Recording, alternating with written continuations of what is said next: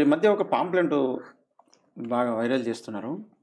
ఏంటండి? ఏంటిదంటే నన్ను మతం మార్చండి అంటూ ఒక 26 అంశాలు మన రాధా రాధా మనోహర్ మనోహర్ దాస్ గారా? రాధా మనోహర్ దాస్ చేస్తూ నాకెవ్వరు సమాధానం చెప్పలేకపోతున్నారండి.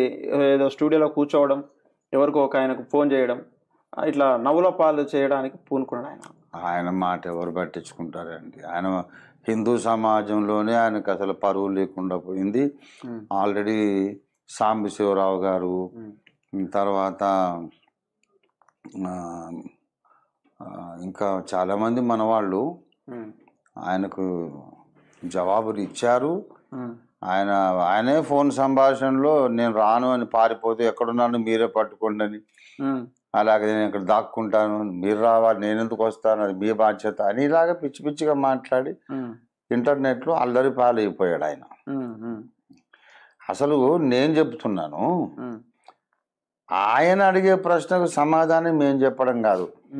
క్రైస్తవ ధర్మం కంటే ప్రాచీనమైన సనాతన ధర్మం మాదని మీరు చెప్పుకుంటున్నారు కదా, కనుక క్రైస్తవులు అడిగిన ప్రశ్నలకైనా సమాధానం చెప్పమనండి ముందు. అవును, మీరు సీనియర్స్ కదా, మీ ధర్మమే సీనియర్ ధర్మం కదా, కనుక మేమెన్నో ప్రశ్నలు అడిగాము, దానికి ఒక్కదానికైనా సమాధానం చెప్పమను.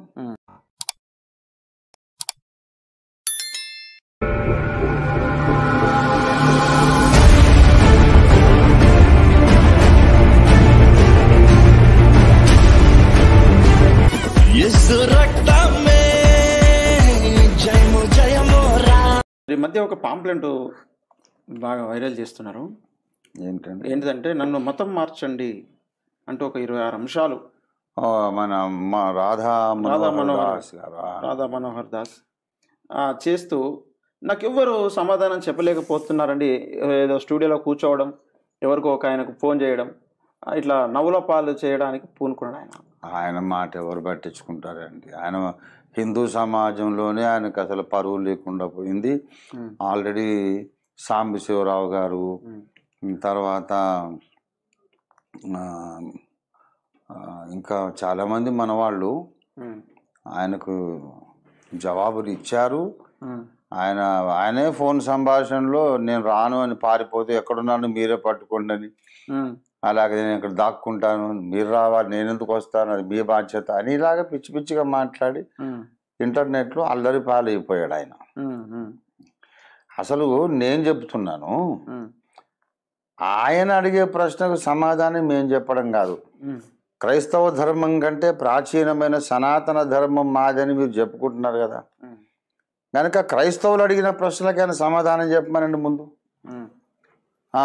అవును, మీరు సీనియర్స్ కదా, మీ ధర్మమే సీనియర్ ధర్మం కదా, కనుక మేమెన్నో ప్రశ్నలు అడిగాము, దానికి ఒక్కదానికైనా సమాధానం చెప్పమను. సిగ్గు శరం లేనాడు రాధా మనోహర్ దాస్ గారు. సరే, ఇప్పుడు వాడేమన్నాడు, ఎందుకు ఇప్పుడు మనం లైవ్ పెడుతున్నాం, సబ్జెక్ట్ ఏందనేది వాడేం మాట్లాడాడు నేను ఒకసారి మీకు వినిపిస్తాను, చూడండి ఒకసారి.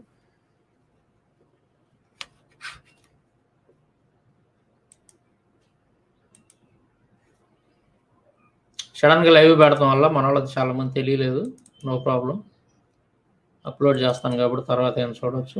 ఈరోజు రాత్రి 10 గంటలకి వాడికి పార్ట్ 3 ఉంది కదా, అర్జునుడిని కూడా వదలండి కృష్ణుడు, ఈరోజు నైట్ 10 గంటలకి. నువ్వు గమనించు, క్రైస్తవంలో ఫేమస్ వర్డ్స్ ఏంటి? రక్తము, పాపము, నరకము, రక్తము, మాంసం. ఏట్లా ఇవి? ఇదేనా మటన్ చాపా? ఏమన్నా అంటే అన్నంటావు. అది భగవద్గీత ఏం చెప్తుంది? పత్రం పుష్పం ఫలం తోయం యో మే భక్త్యా ప్రయచ్చతి తదహం భక్త్యా ఉపహృత అశ్నామి ప్రయతాత్మనః. ఇంకా తెల్లారు లేతే నువ్వు గమనించు, క్రైస్తవంలో ఫేమస్ వర్డ్స్ ఏంటి? రక్తము, పాపము, నరకము, రక్తము, మాంసం. ఏట్లా ఇవి? ఇదేనా మటన్ చాపా? ఏమన్నా అంటే అన్నంటావు. అది భగవద్గీత ఏం చెప్తుంది? పత్రం పుష్పం ఫలం తోయం యో మే భక్త్యా ప్రయచ్చతి తదహం భక్త్యా ఉపహృత అశ్నామి ప్రయతాత్మనః. వీడేమంటున్నాడు అంటే, క్రైస్తవులు సహజంగా ఏం చెప్తుంటారు, యేసుక్రీస్తు రక్తం ద్వారా పాప క్షమాపణ కలుగుతుంది అని చెప్పి మనం సువార్త చెప్తూ ఉంటాం. ఆయన రక్తం ద్వారా పరిశుద్ధుడు కాబట్టి యేసుక్రీస్తు ఆయన రక్తం ద్వారా మాత్రమే ప్రతి మానవుడికి కూడా పాపక్షమాపణ కలిగింది, పరలోకానికి వెళ్తాడు అనేది అది ఎగ్జాక్ట్లీగా నిజం అనమాట. అంటే మానవుల్లో ఏ ఒక్కడు కూడా పాపం లేనివాడు అంటూ లేడు. ప్రతి ఒక్కళ్ళు కూడా పాపం చేసినటువంటి వాళ్ళే. వాళ్ళ పాపం తొలగించబడాలి అని అంటే పరిశుద్ధుడైనటువంటి వాడు రక్తం చిందించబడాలి. మానవుల్లో ఎవరో కూడా పరిశుద్ధులు లేరు కాబట్టి, అందరు పాపాత్ములు కాబట్టి, దేవాదేవుడైనటువంటి యేసుక్రీస్తు ఆయన మానవ శరీరాన్ని ధరించి భూమి మీదకి వచ్చి మనందరి కోసం ఆయన రక్తాన్ని చిందించి ప్రాణాన్ని బలిగా పెట్టాడు. ఆయన రక్తం ద్వారానే మనకు పాప విమోచన అనేది కలుగుతూ ఉంది అనేది ఎగ్జాక్ట్లీ కరెక్ట్. అది బైబిల్ అదే చెప్తుంది. సో క్రైస్తవులు పొద్దున్న లేచిన దగ్గర నుంచి ఇలాగంటారు, క్రీస్తుని నమ్మకపోతే నరకం అంటుంటారు. ఈ రక్తం నరకం అనే మాటలు తప్ప వీళ్ళకి రెండో రావు అన్నట్టుగా వీడు ఎగతాళి చేస్తూ క్రైస్తవుల్ని ఈ లుచ్చా మనోహర్ దాస్ గారు మాట్లాడుతూ ఉన్నాడు. సరే, ఇప్పుడు వీడి మతం వీడేం చెప్తున్నాడు, అక్కడ టైటిల్ ఏం పెట్టాడు, హిందూ మతంలోనంట రక్తపాతంతో కూడిన ఆరాధన అనేది లేనే లేదంట. రక్తపాతంతో కూడిన ఆరాధన హిందూ మతంలో లేదంట. మరి అది ఉందా లేదా అనేది స్క్రిప్చర్స్ ఆధారంగా ఇప్పుడు నేను నిరూపిస్తాను. మంచి పీపీటీలు తెచ్చాను మీకోసం. రక్తంతో కూడిన ఆరాధన అనేది హిందూ మతంలో ఉందా లేదా తీసుకుందాం. ఇప్పుడు విషయాలన్నీ చూద్దాం. ఈ లుచ్చాగాడు ఏం చేస్తున్నాడంటే, రాధా మనోహర్ దాస్ గారు, మనం గతంలో చెప్పాం ఏది వాడు ఏదో అన్నాడు కదా, గాంధీ మహాత్ముడు వీళ్ళంతా బైబిల్ ప్రకారం నరకానికి పోతారు అది ఇది అని చెప్పి వాడు వాగుతున్నాడు. మనం ఎవరూ అనలేదు అన్నమాట, వాడు అంటున్నాడు. సరే, వాడు అంటున్నాడు కాబట్టి అరే నీ యొక్క మత గ్రంథాల ప్రకారం మరి ఇట్లాగా ఉంది కదరా, ఆదివారం ఏంటది చేపలు మాంసం తిన్నవాళ్ళు, ఆదివారం చేపలు మాంసం తిన్నవాళ్ళు అంతా నరకానికి పోతారని ఉంది. మరి స్వాతంత్ర సమరయోధుల్లో చాలా మంది అవి తినేవాళ్ళే కాబట్టి మరి వాళ్ళంతా కూడా పోయి ఉంటారు కదరా నీ మతం ప్రకారం అని చెప్పి మనం అడిగాం. ఆ ఎదోకి దానికి ఆన్సర్ చెప్పడానికి వాడి దగ్గర ఆన్సర్ లేదు, సిగ్గులేని ఎదవాడు. అలాగే భార్యాభర్తలు ఏదో అష్టమి నాడు నవమి నాడు ఇలాంటి తారీఖులు చూసుకొని కలవాలా, ఎప్పుడు పడితే అప్పుడు కలిస్తే మాత్రం నరకానికి పోతారని ఉంది. మరి ఈడి అమ్మాయి నాన్న ఈ లుచ్చా మనోహర్ దాస్ గారు అమ్మ నాన్న ఆ విధంగానే కలిసి ఇంటికి అన్నారా? లేదు కదా. కాబట్టి వాడు అమ్మ వాళ్ళ నాన్న కూడా నరకానికి పోతారు, డౌట్ లేదు దాంట్లో. వీటి గురించి మాట్లాడలేడు, సోదంతా మాట్లాడతాడు. ఎవరైనా ఫోన్ చేస్తే ఏదో నోటికి వచ్చినట్టు అవుతాడు, వీటి గురించి అసలు మాట్లాడతాడు. మనం గతంలో ప్రశ్నించాం, వాడి సిగ్గుచారం ఉండవుడైతే వీటి గురించి మాట్లాడాలి. ఇదిగో సాంశరావు ఈ విధంగా మాట్లాడాడు, ఇది తప్పు, మా గ్రంథాలు ఇలా చెప్పట్లేదు అని ఆధారాలతో చూపించి మాట్లాడాలి. అంటే ఏంది, ఈ ఎదవకి ఆ భగవద్గీత ఒకటి ఎంత బుక్ అది కూడా సంకలో పెట్టుకుని తిరుగుతుంటాడు. పెద్ద భగవద్గీత కూడా ఉండదు దగ్గర, చిన్నది ఎంత తీసుకుంటాడు పాకెట్ సైజ్, ఆ సంకలో పెట్టుకుని తిరుగుతూ ఉంటాడు. దాంట్లో ఏదో ఒకటి రెండు బట్టి కొట్టేదని జనాల్ని అది ఇదని మాట్లాడుతూ ఉంటాడు. అయితే ఈ హిందూ మతంలో రక్తంతో కూడినటువంటి ఆరాధన ఉందా లేదా అనేది ఒకసారి మనం చూద్దాం. స్టార్టింగ్లో మహాభారతం నుంచి నేను తీసుకున్నాను. అరే లుచ్చా మనోహర్ దాస్ ఒకసారి చూడరా.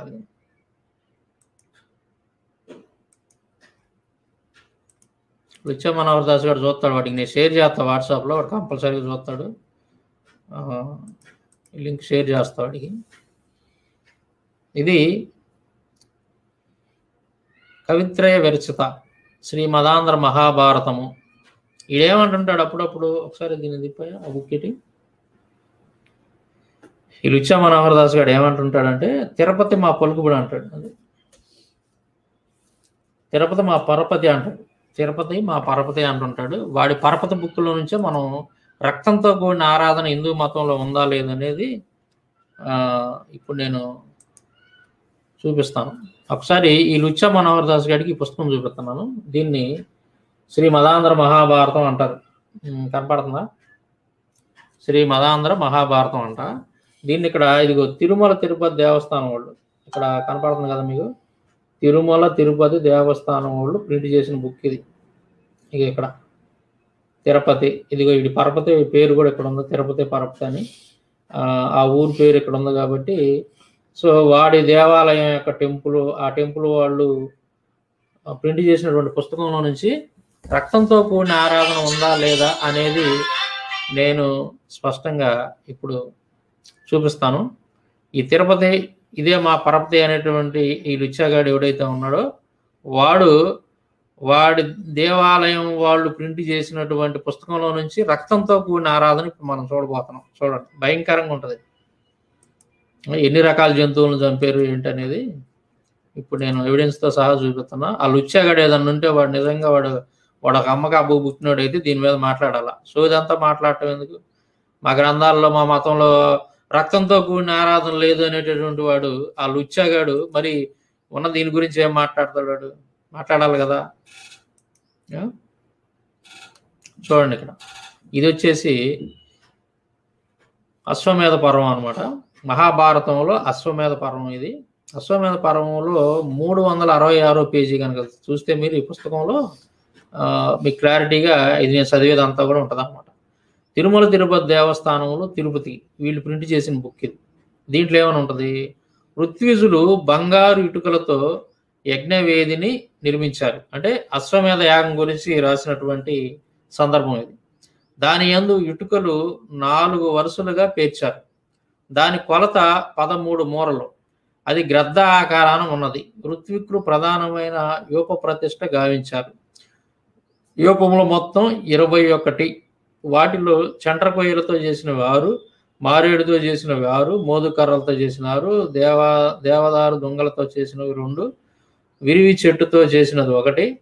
21 యూపములను గాక అలంకారార్థం అనేక సువర్ణ యూపాలను కూడా శాస్త్ర ప్రకారంగా నిలిపారు. వాటి యందు తర్వాత పద్యంతో అన్వయం. నెక్స్ట్ ఏముంటుంది అంటే ఇదేంది? యూపాలు అని అంటే జంతువులను కట్టేసేటటువంటి, బలిచ్చేటటువంటి జంతువులను కట్టేసేటటువంటి స్తంభాలు అనమాట. ఇప్పుడు మనం గేదెలను కట్టేస్తాం కదా, ఏమంటారు వాటిని? గేదెలను కట్టేసేటటువంటి ఆ మేకులు ఉంటాయి కదా, ఏమంటాం దాన్ని మనం? అట్లాగా వీళ్ళు యూపస్తంభాలు అంటారు అన్నమాట. యూపస్తంభాలు అంటే అశ్వమేధ యాగానికి బలిచ్చేటటువంటి జంతువుల్ని కట్టేసేటటువంటి ఆ స్తంభాలు అనమాట అవన్నీ కూడా. ఇప్పుడు నెక్స్ట్ చూద్దాం.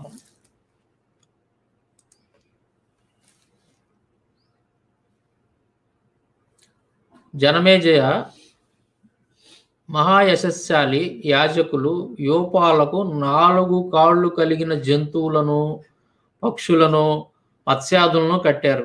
ఆ యజ్ఞంలో ఆ విధంగా బంధించిన ప్రాణుల సంఖ్య 300. ఇప్పుడు అశ్వమేధ యజ్ఞం చేయటానికి, ఆ యాగం చేయటానికి యోపాలను కట్టారు. అక్కడ యోపాలు ఎందుకు కట్టారంట అది ఇక్కడ చెబుతున్నాడు చూడండి. జంతువులను, పక్షులను, మత్స్యాదులను అంటే ఇతర జీవులన్నిటిని కూడా దాదాపు 300 ప్రాణులను కట్టారంట. వాటికి కట్టిన తర్వాత ఏముంది ఇక్కడ? యజ్ఞాశ్వాన్ని ఉత్తమ యూపానికి కట్టారు. అంటే ఏదైతే ప్రధానమైనటువంటి జంతువు ఉంటుందో అశ్వమేధం, అశ్వము అంటే గుర్రం, ఈ బలిచ్చేటటువంటి గుర్రం ఏదైతే ఉంటుందో ప్రధానమైనటువంటి జంతువు అనమాట. అది దానిని ఉత్తమ యూపానికి అంటే యూపాల్లో ఉన్నటువంటి ఒక ప్రత్యేకమైనటువంటి యూపస్తంభానికి దాన్ని కట్టేశారు ఆ గుర్రాన్ని. దాని చుట్టూ పశు సమూహాన్ని నిలిపారు. ఆ నిలిపిన సొగసు ధర్మజుడు అశ్వమేధ యాగం దక్ష ప్రజాపతి యాగము వంటిది.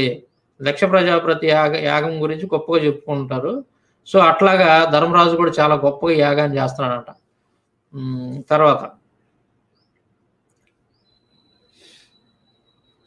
తర్వాత ఏముంది ఇక్కడ? 368వ పేజీలో ఉంటుంది చూడండి. ఋత్విజులు సర్వ జంతువులను చంపి వండారు. అరే లుచ్చా మనోహర్ దాస్ ఏం చేశారంట? 300 జంతువుల్ని కట్టేశారు కదా ఇక్కడ యూపస్తంభాలకి. ఆ 300 యూపస్తంభాలకి కట్టినటువంటి ఆ జంతువులన్నిటిని కూడా ఋత్విజులు సర్వ జంతువులను చంపి వండారు. ఆ జంతువులన్నిటిని కూడా చంపి కూర వండేసేసారంట. అంటే చంపడం అంటే ఏంది? బలిచ్చారు. అంటే రక్తం, ఆ రక్తాంతో బలిచ్చారు అనమాట. అంటే రక్తంతో కూడినటువంటి ఆరాధన హిందూ మతంలో ఉంది అనడానికి చాలా స్పష్టంగా ఈ మహాభారతం అనేది చెప్తా ఉంది.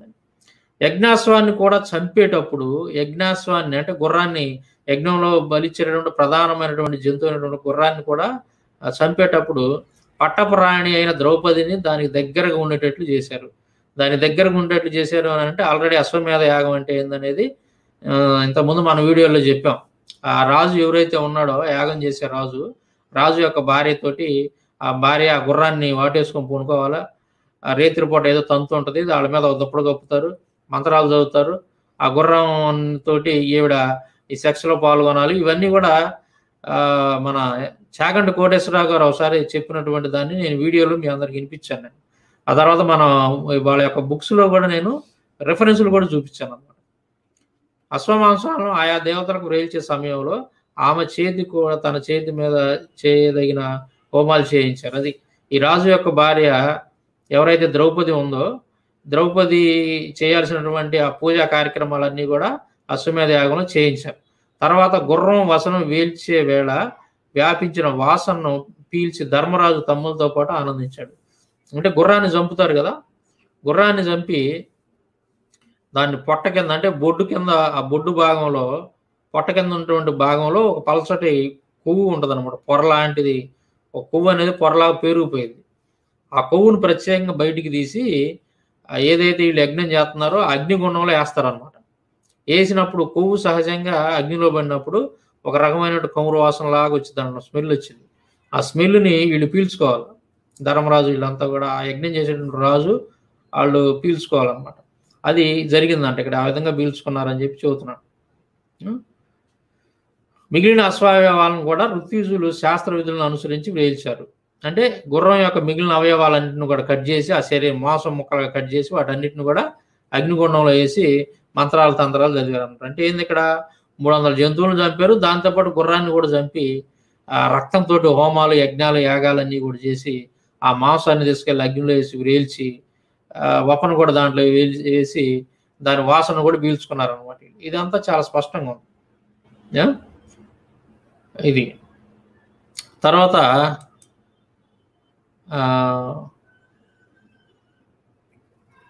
ఇదంతా చేపించింది ఎవరు?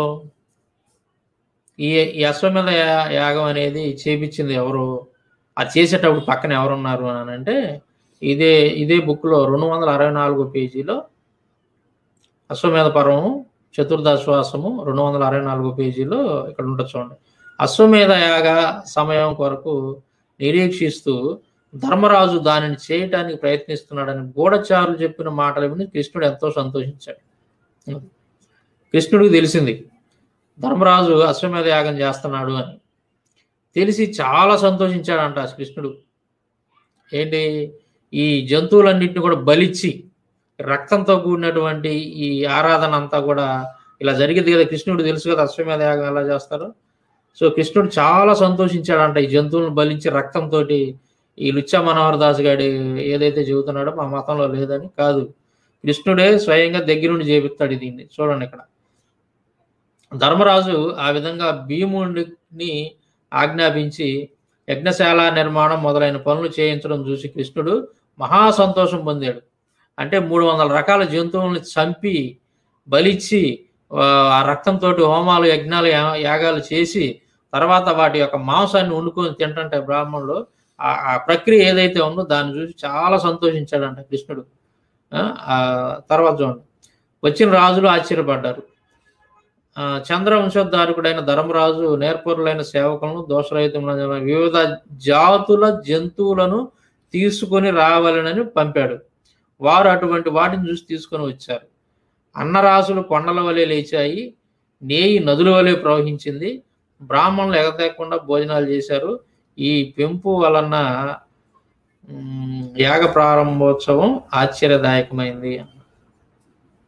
అంటే ఏంది, ఇక్కడ కృష్ణుడు దగ్గరుండి 300 రకాల జంతువులను చంపించాడు, అశ్వమేధ యాగం చేయించాడు ధర్మరాజు చేత. మరి లుచ్చా మనోహర్ దాస్ గారు ఏమంటాడు, మా భగవద్గీతలో మా కృష్ణుడు అబ్బాయి అలాంటిదేం లేదండి, అసలు అలాంటి ఆరాధన, ఈ జంతువులను బలిచ్చేటువంటి ఆరాధన మా కృష్ణుడు చూడండి అసలు భగవద్గీతలో ఏదో పుష్పం పువ్వులో లేదా ఆకులో అలంలో పెట్టి నన్ను పూజ చేయండి అన్నాడు, కానీ ఎక్కడన్నా ఇలాంటి రక్తంతో కూడిన ఆరాధన చేయమని చెప్పలేదండి అని చెప్పి వాడు చెబుతున్నాడు. ఆ లుచ్చా మనోహర్ దాస్ గారు ఆడొక బేవర్సోడు, వాడు కనీసం ఆ భగవద్గీత వాడు సంకలో పెట్టుకొని తిరగటం తప్ప ఇట్లాంటి ఇప్పుడన్న ఈ పుస్తకాలు చదివినోడే కదా. వాడు తిరుపతి మా పర్వత అంటాడు కాబట్టి ఆ టీటీడీ వాళ్ళు ప్రింట్ చేసిన పుస్తకంలోంచి నేను ఆధారాలు చూపించి ఈరోజు వాడికి గడ్డి పెడుతున్నా. ఎవరికి, ఆ లుచ్చా మనోహర్ దాస్ గారు. వాడు ఆ జనాలు ఇచ్చిన డబ్బులన్నీ తీసుకుని వాడు ఆ జల్సాలు చేయకుండా ఇట్లాంటి పుస్తకాలు ఉంటాయి అక్కడే తిరుపతిలోనే దొరుకుతాయి, పోయి ఆ టీటీడీ ప్రెస్ వాళ్ళ దగ్గర పోయి పుస్తకాలు తెలుసుకొని ఒకసారి నేను చెప్పింది ఉందో లేదో చూడరా, అరే లుచ్చా మనోహర్ దాస్ గారు బేవర్సనాయాల నేను చెప్పినటువంటి విషయాలు దాంట్లో ఉన్నాయా లేవు అనేది ఒకసారి చూడు. లేకపోతే అప్పుడు నన్ను అడుగు, నువ్వు చెప్పి లేవు, మా టీటీడీ తిరుపతి మా పరపతి పుస్తకాల్లో లేవు అసలు, నువ్వేందని చెప్పేసి అప్పుడు నన్ను ప్రశ్నించు. అర్థమైందా?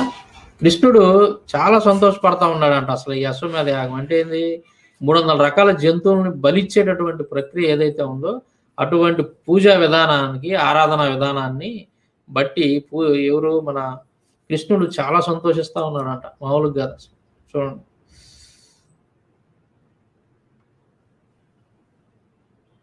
తర్వాత అంట అశ్వమేధ యాగంలో కృష్ణుడిని స్తుతించారంట వీళ్ళు, అంటే కృష్ణుడిని ఆరాధించారంట యాగం చేసేటప్పుడు. చూడండి, ఋత్విజులు సావధానులై ప్రవర్ఘ్యం అనే యజ్ఞాంగాన్ని పండితులు ప్రశంసించేటట్లుగా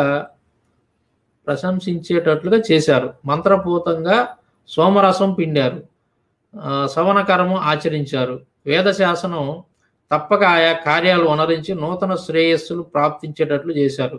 వారు పరబ్రహ్మ స్వరూపుడైన శ్రీకృష్ణుడు స్తుతించడం చేత తాము చేసే యజ్ఞ కార్యాలకు వన్నె తెచ్చిన వారయ్యారు. అంటే వీళ్ళందరూ ఈ అశ్వమేధ యాగం చేసేటప్పుడు ఏం చేశారంట, కృష్ణుడిని ఆరాధిస్తూ చేశారంట. అంటే 300 రకాల జంతువుల్ని అగ్నిలో వాటిని బలిచ్చి ఆ రక్తంతో యాగాలు చేసి వాటిని వండుకొని తింటా ఈ కృష్ణుని స్తుతించారంటే, నీ కృష్ణుని ఆరాధించారని చెప్పి అర్థం అనమాట. మరి లుచ్చా మనోహర్ దాస్ గారు ఏంది, మా మతంలో అసలు అట్టాడిది లేనే లేదు అంటాడు. సిగ్గు శరం లేని నాయలోడు లుచ్చా మనోహర్ దాస్ గారు. సరే, తర్వాత ఇప్పుడు కృష్ణుడి సంగతి చూసాం, కృష్ణుడిని ఆరాధించే విధానం. వీళ్ళు అశ్వమేధ యాగంలో 300 రకాల జంతువుల్ని అవన్నీ కూడా చేసి ఎట్లా చేశారనేది మనం చూసాం. ఈడెవడో లుచ్చాగాడు ఒకడు వచ్చాడు, ఈ లుచ్చా నాయుడికి బూతులు తప్ప ఏమీ రావు.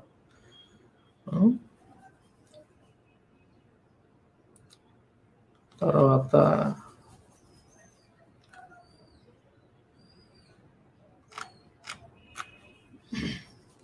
అది ఇప్పుడు రాముడు ఏం చేశాడో చూద్దాం మనం రామాయణంలో. రాముడు ఏం చేశాడు, రాముడు యొక్క పూజా విధానం ఎలాగుంది అనేది చూద్దాం మనం ఒకసారి. ఈ లుచ్చా మనోహర్ దాస్ గారికి మీరు ఈ ప్రశ్నలను అడగాల, ఫోన్ చేశారే, నువ్వేంది రక్తపాతం అది ఇది అన్నావు, క్రిస్టియానిటీలో ఉందన్నావు, మరి నీ మతంలో కూడా ఇలా ఉంది కదా అని చెప్పి ఒకళ్ళని అడుగుతారేమో అని చెప్పి అట్టాటి అడగరు, అనవసరంగా ఏదేదో మాట్లాడుతుంటారు వాడితోటి. ఒకవేళ మీరు అడిగితే వాడు ఏమన్నా మీ ఫోన్ కాల్స్ ఏమైనా పెట్టట్లేదా, మీరు ఒకవేళ అలాంటి ఏదన్నా ఉంటే ఆ ఫోన్ కాల్స్ నా రికార్డింగ్ నాకు పంపండి. వాడు అట్టాటి మీరు డామినేట్ చేసేవాడు పెట్టడం, పొరపాటును కూడా పెట్టడం. సో ఇప్పుడు మనం కృష్ణుడి గురించి, రాముడి గురించి మనం ఎక్కడ ఏ విధంగా బలిచ్చాడో ఒకసారి చూద్దాం. వాల్మీకి రామాయణం అయోధ్యకాండ 56వ అధ్యాయం శ్లోకాలు వచ్చేసి 21 నుంచి 32 శ్లోకాలు కనుక చూస్తే ఇక్కడ రాముడు ఏ విధంగా జంతువును బలిచ్చి ఒక పూజ చేశాడు, వాస్తు పూజ అనేది ఇక్కడ మనకు క్లియర్గా అర్థమైంది. ఇది వచ్చేసి పుల్లెల శ్రీరామచంద్రుడు రచించినటువంటి బాలానందిని వ్యాఖ్యలతో కూడినది. అంటే ఈ పుల్లెల శ్రీరామచంద్రుడు అనేటువంటి ఆయన సంస్కృతంలో చాలా గ్రంథాలు రాశాడు, చాలా అనువాదం చేశాడు సంస్కృత గ్రంథాలని, మంచి దిట్ట అనమాట. ఈయన చేసినటువంటి సేవకు గాను వాళ్ళు గవర్నమెంట్ వాళ్ళు ఈయనకి పద్మశ్రీ అవార్డు కూడా ఇచ్చినట్టున్నారు. నా దగ్గర ఉండాలి ఆ పుస్తకం ఒకటి. అదనమాట ఆయన రాసినటువంటి, ఆయన అనువాదం చేసినటువంటి బుక్ నుంచి నేను ఎవిడెన్స్ చూపిస్తా ఉన్నాను. ఈ అయోధ్యకాండలో 56వ అధ్యాయంలో కనుక మీరు చూస్తే 21 నుంచి 32 శ్లోకాలు రాముడు జంతువును బలిచ్చాడు, వాస్తు పూజ కోసం జంతువును బలిచ్చినటువంటి సందర్భం మనకి ఇక్కడ క్లియర్గా కనపడతా ఉంటుంది అనమాట. సో కొంతమంది మతోన్మాదులు ఏంటంటే ప్రామాణిక గ్రంథాలు కాదు అది ఇది అని వాగుతాడు, వాళ్ళని చెప్పు తీసుకోవటండి, ఇది ప్రామాణిక గ్రంథం. ప్రతి పదార్థం ఉంటుంది ఇక్కడ, అంటే శ్లోకం ఉంటుంది, దాని కింద ప్రతి పదానికి అర్థం ఉంటుంది అన్నమాట, క్లియర్గా ఇచ్చాడు, దాని కింద తాత్పర్యం ఉంటుంది. ఒకప్పుడు బొక్కల డాక్టర్ ఇవే ప్రామాణిక గ్రంథాలు, వీటిని చదవాలి మీరు అని చెప్పి ఒక 10 పుస్తకాలు పండలాగా ఎత్తున పెట్టి ఆడు ఏదో చూపిస్తూ ఉన్నాడు. ఈ మధ్య నేను కూడా ఈ బుక్స్ తెచ్చాను అనమాట, మొన్నటిదాకా ప్రింటింగ్లో లేక దొరకలేదు. సో వేరే వాళ్ళ దగ్గర ఉంటే వీటిని చిన్నగా తెప్పించాను, 10 వాల్యూమ్స్ దొరికినాయి నాకు ఒక సహోదరుడు ద్వారా. సరే, ఇప్పుడు ఏంటి దీని కథ, రాముడు ఎక్కడ ఏ విధంగా జంతువును బలిచ్చాడో ఒకసారి చూద్దాం. వీళ్ళు ఒక పర్ణశాలను కట్టుకుంటారు. పర్ణశాలను కట్టుకున్నప్పుడు అక్కడ వాస్తు పూజ చేయాలి. మనం వాస్తు పూజ చేయాలి అంటే ఒక జంతువుని బలి ఇవ్వాలి. ఆ జంతువుని తీసుకొని రమ్మని చెప్పి రాముడు లక్ష్మణుడికి చెబుతాడు అనమాట. అడవికి వెళ్ళి ఆ జంతువుని పట్టుకొని రా, దాన్ని బలిచ్చి మనం ఇంట్లో చేరదాం వాస్తు పూజ చేసి అని చెప్పి చెప్తాడు అనమాట. ఆ సందర్భం ఒకసారి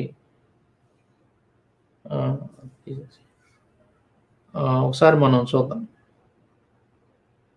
ఇక్కడ చూడండి రాముడు ఏం చెప్తున్నాడు. 22వ శ్లోకం నుంచి చదువుతున్నాను నేను. లక్ష్మణ, చిరకాలము జీవించగోరు వారు వాస్తు దేవత శాంతి చేసుకొనవలెను. చిరకాలం అంటే ఒక ఇల్లు కట్టుకొని ఆ ఇంట్లో చేరి చిరకాలం జీవించాలి అంటే, ఎటువంటి ఇబ్బందులు లేకుండా జీవించాలి అని అంటే వాస్తు పూజ అనేది మనం చెయ్యాలి అని రాముడు చెబుతా ఉన్నాడు. అంటే వాస్తు అనేది దాన్ని, ఆ వాస్తు సిద్ధాంతాన్ని హిందూ మతం అనేది సపోర్ట్ చేస్తుందని చెప్పి క్లియర్గా మనకి ఇక్కడ అర్థమవుతుంది. వాళ్ళ స్క్రిప్చర్స్లో వాళ్ళు దేవుళ్ళుగా పూజించే వాళ్ళే ఈ విధంగా వాస్తు పూజ అనేది చేశారన్నమాట. అందుచే మనము లేడి మాంసమును తీసుకుని వచ్చి శాలా పూజ చేసేదము అన్నాడు. అంటే ఇంట్లో శాల అంటే పర్ణశాల. ఈ పర్ణశాలలో మనం పూజ చేయాలి. నువ్వు లేడిని ఉదాన్ని చంపి తీసుకొని రా, దాని మాంసంతో మనం పూజ చేయాలని చెప్తున్నాడు ఇక్కడ. సో అప్పుడు లక్ష్మణ ఒక లేడీని చంపి చెబుతున్నాడు. ఎవరు? రాముడు చెబుతున్నాడు లక్ష్మణుడితోటి. లక్ష్మణ, ఒక లేడీని చంపి శీఘ్రముగా ఇచ్చటికి తీసుకుని రమ్ము, శాస్త్ర విహితమగు కార్యమును చేయవలెను కదా, ఈ ధర్మము నీకు కూడా తెలియను కదా అన్నాడు. ఇది ధర్మం అంట. హిందూ మతంలో ఇది ఒక ధర్మం అంట. ఏంది? జంతువులను చంపి పూజ చేయటం, ఆ రక్తంతో హోమం చేయటం, రక్తంతో ఇంట్లో వాస్తు పూజ అనేది చేయటం అనేది వాళ్ళ మతం యొక్క ధర్మం అని చెప్పి క్లియర్గా చెబుతున్నాడు రాముడు ఇక్కడ. ఈ లుచ్చా మనోహర్ దాస్ గడు ఏమంటున్నాడు? మా హిందూ మతంలో అస్సలు రక్తపాతంతో కూడిన ఆరాధన లేదు అని చెప్తున్నాడు ఈ లుచ్చాగాడు. రాముడు ఇక్కడ స్పష్టంగా జంతువుని చంపి, లేడీని చంపి దాని రక్తంతో ఇల్లంతా కూడా చల్లేసి పూజ చేసి ఆ మాంసాన్ని వండుకొని కూడా తింటారు. నెక్స్ట్ చూడండి, ఒకసారి చూపిస్తాం. ఇది, ఓ సౌమ్యుడ, ఈ లేడి మాంసమును ఉడికించుము. ఇక్కడ చూడండి, శత్రువీరులను సంహరించు లక్ష్మణుడు రాముడు చెప్పిన విధముగా చేసెను. మరలా రాముడు అతనితో ఇట్లా నేను రాముడు చెప్పాడు, నువ్వు అడిగికి వెళ్ళి లేని దాన్ని చంపి తీసుకొని రా, దాన్ని మనం బలి చేసేయాలి, మనం వాస్తు పూజ అనేది చేయాలి. సో నీకు కూడా తెలుసు కదా ఇది మన ధర్మం అని చెప్పి లక్ష్మణుడితో చెప్పిన తర్వాత లక్ష్మణుడు రాముడు చెప్పినట్టు చేశాడంట. ఏం చేశాడు? ఆ లేడీని చంపి తీసుకొని వచ్చాడు. అప్పుడు లక్ష్మణుడితో రాముడు చెబుతున్నాడు ఏమని? ఓ సౌమ్యుడ, ఈ లేడీ మాంసం ఉడికించుము, అది పర్ణశాల పూజ చేసేదము, ఈ దినము స్థిర దినము, ముహూర్తం కూడా స్థిర ముహూర్తము అన్నాడు. చూసారా? అరే లుచ్చా మనోహర్ దాస్, నీ మత గ్రంథాల్లో రక్తంతో కూడిన పూజా విధానం అనేది లేదు అని దొంగ మాటలు చెప్పి, మాయ మాటలు చెప్పి ప్రజలను మోసం చేస్తావురా లుచ్చా నాయలా. లుచ్చా పనులు నువ్వు చేస్తా ఎరా, నువ్వు క్రైస్తవులను పట్టుకొని, క్రైస్తవుల గ్రంథాన్ని పట్టుకొని నువ్వు ఇష్టం వచ్చినట్టు మాట్లాడతావు.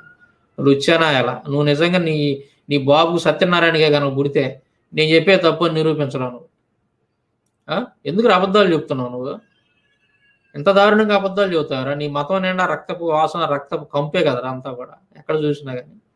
నువ్వెందుకు క్రైస్తవాన్ని విమర్శిస్తావు? ఎందుకు? ఇప్పుడు మేమేం అంటలేదు కదా, నీ మత గ్రంథాల్లో ఈ బళ్ళు, జంతువుల బళ్ళు ఉన్న దాని గురించి మేమేం మాట్లాడట్లా. నరబలి గురించి మాత్రమే మాట్లాడతాం. ఏదైనా విమర్శ చేస్తే అది తప్పు అంటాం. జంతు బలి అనేది తప్పు అని మేము చెప్పం. అర్థమైందా? అది కానీ నువ్వేమంటున్నావు? మా మతంలో అసలు లేనే లేదండి అన్న. ఇక్కడ రాముడు స్పష్టంగా చెబుతున్నాడు, లేడి మాంసాన్ని ఉడికించము, పర్ణశాల పూజ చేసేదము, ఈ దినము స్థిర దినము, ముహూర్తం కూడా స్థిర ముహూర్తం అన్న. తర్వాత తాత్పర్యం మళ్ళీ నెక్స్ట్ 26వ శ్లోకంలో ఏమని చెప్తున్నాడు? పిదప ప్రతాపవంతుడు సుమిత్రాపుత్రుడైన లక్ష్మణుడు ఒక పవిత్రమైన కృష్ణసారమును లేడిని చంపి దానిని ప్రజ్వలించుచున్న అగ్నిలో పడవేసి దాని మాంసమును పక్వం చేశాడు. అది రాముడు చెప్పినట్టుగా లక్ష్మణుడు ఏం చేశాడు?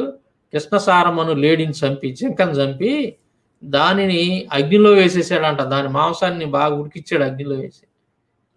స్పష్టంగా ఉంది ఇక్కడ. తర్వాత 27వ శ్లోకంలో ఏముంది?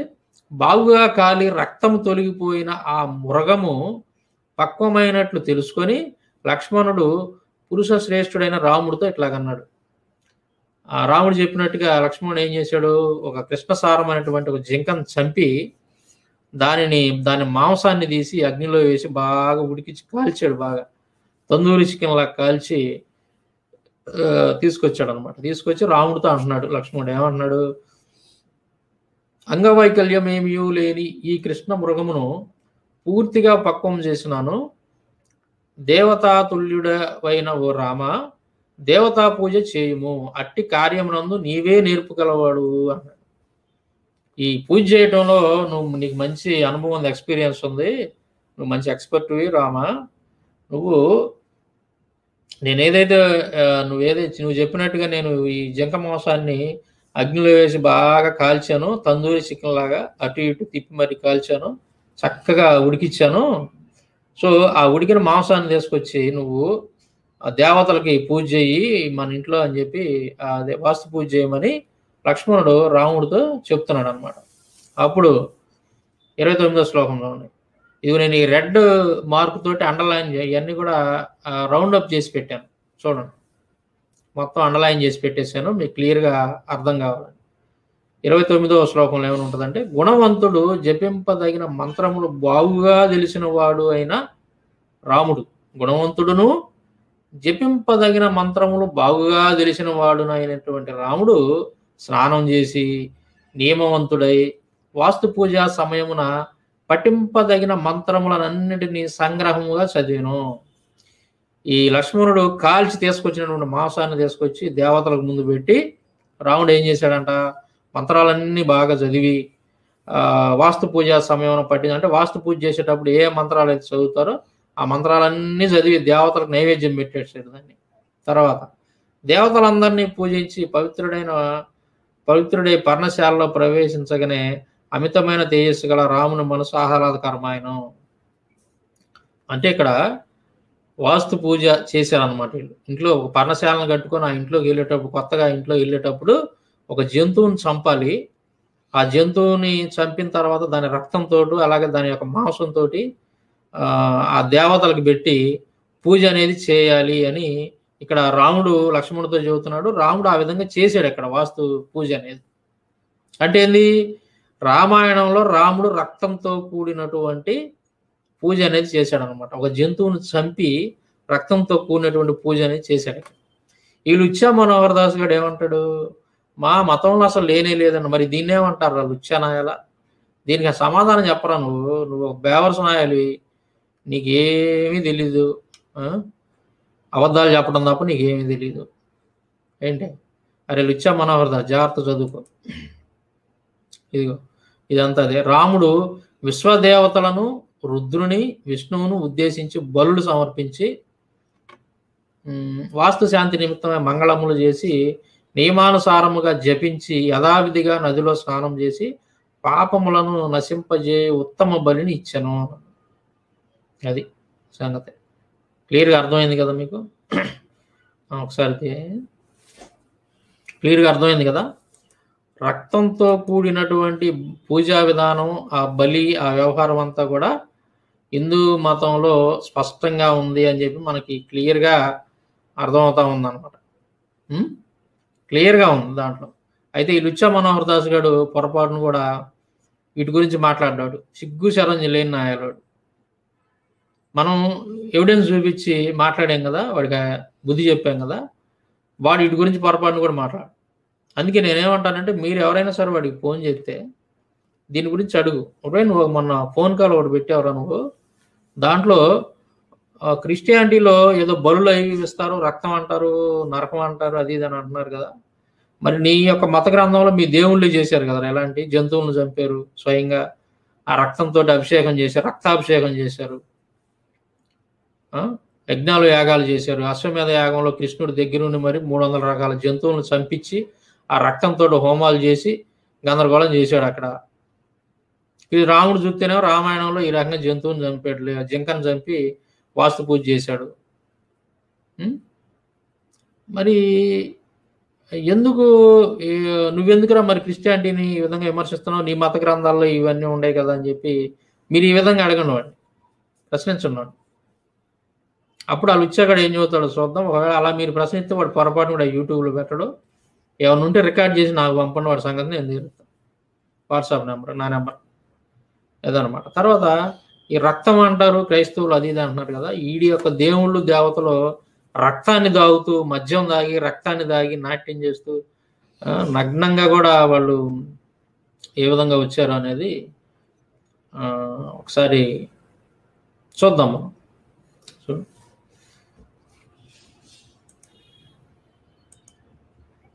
ఆ రెఫరెన్స్ కూడా చెబుతాను నేను మీకు, చూడండి. నేను ఇప్పుడు శివపురాణంలో ఒక సంఘటన చెప్తాను నేను మీకు. శివపురాణంలో ఈ కాళికాదేవి శంఖచూడుని చంపడానికి వచ్చింది అనమాట యుద్ధం జరిగేటప్పుడు. శంఖచూడుని చంపడానికి వచ్చినప్పుడు ఆవిడ యొక్క పరిస్థితి ఎలా ఉందో ఒకసారి మనం చూద్దాం. చూడండి, ఇది 38వ అధ్యాయం శివపురాణం రుద్ర సంహిత యుద్ధఖండము. చూడండి, రెఫరెన్స్లు చాలా చక్కగా క్లియర్గా ఇస్తున్నాను నేను. శివపురాణం రుద్ర సంహిత యుద్ధఖండము, దీంట్లో శ్లోకాలు కూడా ఇచ్చాను ఇక్కడ. 38వ అధ్యాయం మొత్తం చదివితే కూడా ఈ కాళిక శంఖచూడుతో యుద్ధం చేయడానికి వచ్చినటువంటి సందర్భం అంతా కూడా ఈ అధ్యాయం మొత్తంలో ఉంటుంది. ఆమె ఏం చేసిందంట యుద్ధానికి వచ్చేటప్పుడు చూడండి ఒకసారి. ఆమె అమంగళకరమగు అట్టహాసమును పలుమార్లు చేసి మధువును త్రాగి యుద్ధరంగంలో నాట్యం చేసిను. కాళికాదేవి ఏం చేసిందంట, చక్కగా మధువును తాగిందంట. మధువు అంటే ఏంది, ఇక్కడ ఏమిచ్చాడు, ఇక్కడ మధువు అంటే మద్యమే, అదే నాటుసారాయి అనమాట.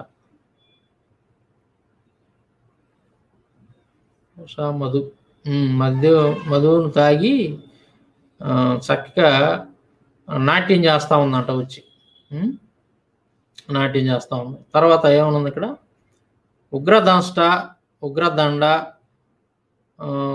కోటవి అను పేరు గల దేవీమూర్తులు కూడా ఇతర దేవీమూర్తులతో కూడి ఆ యుద్ధంలో మధువును అధికముగా త్రాగి నాట్యమాడిరి.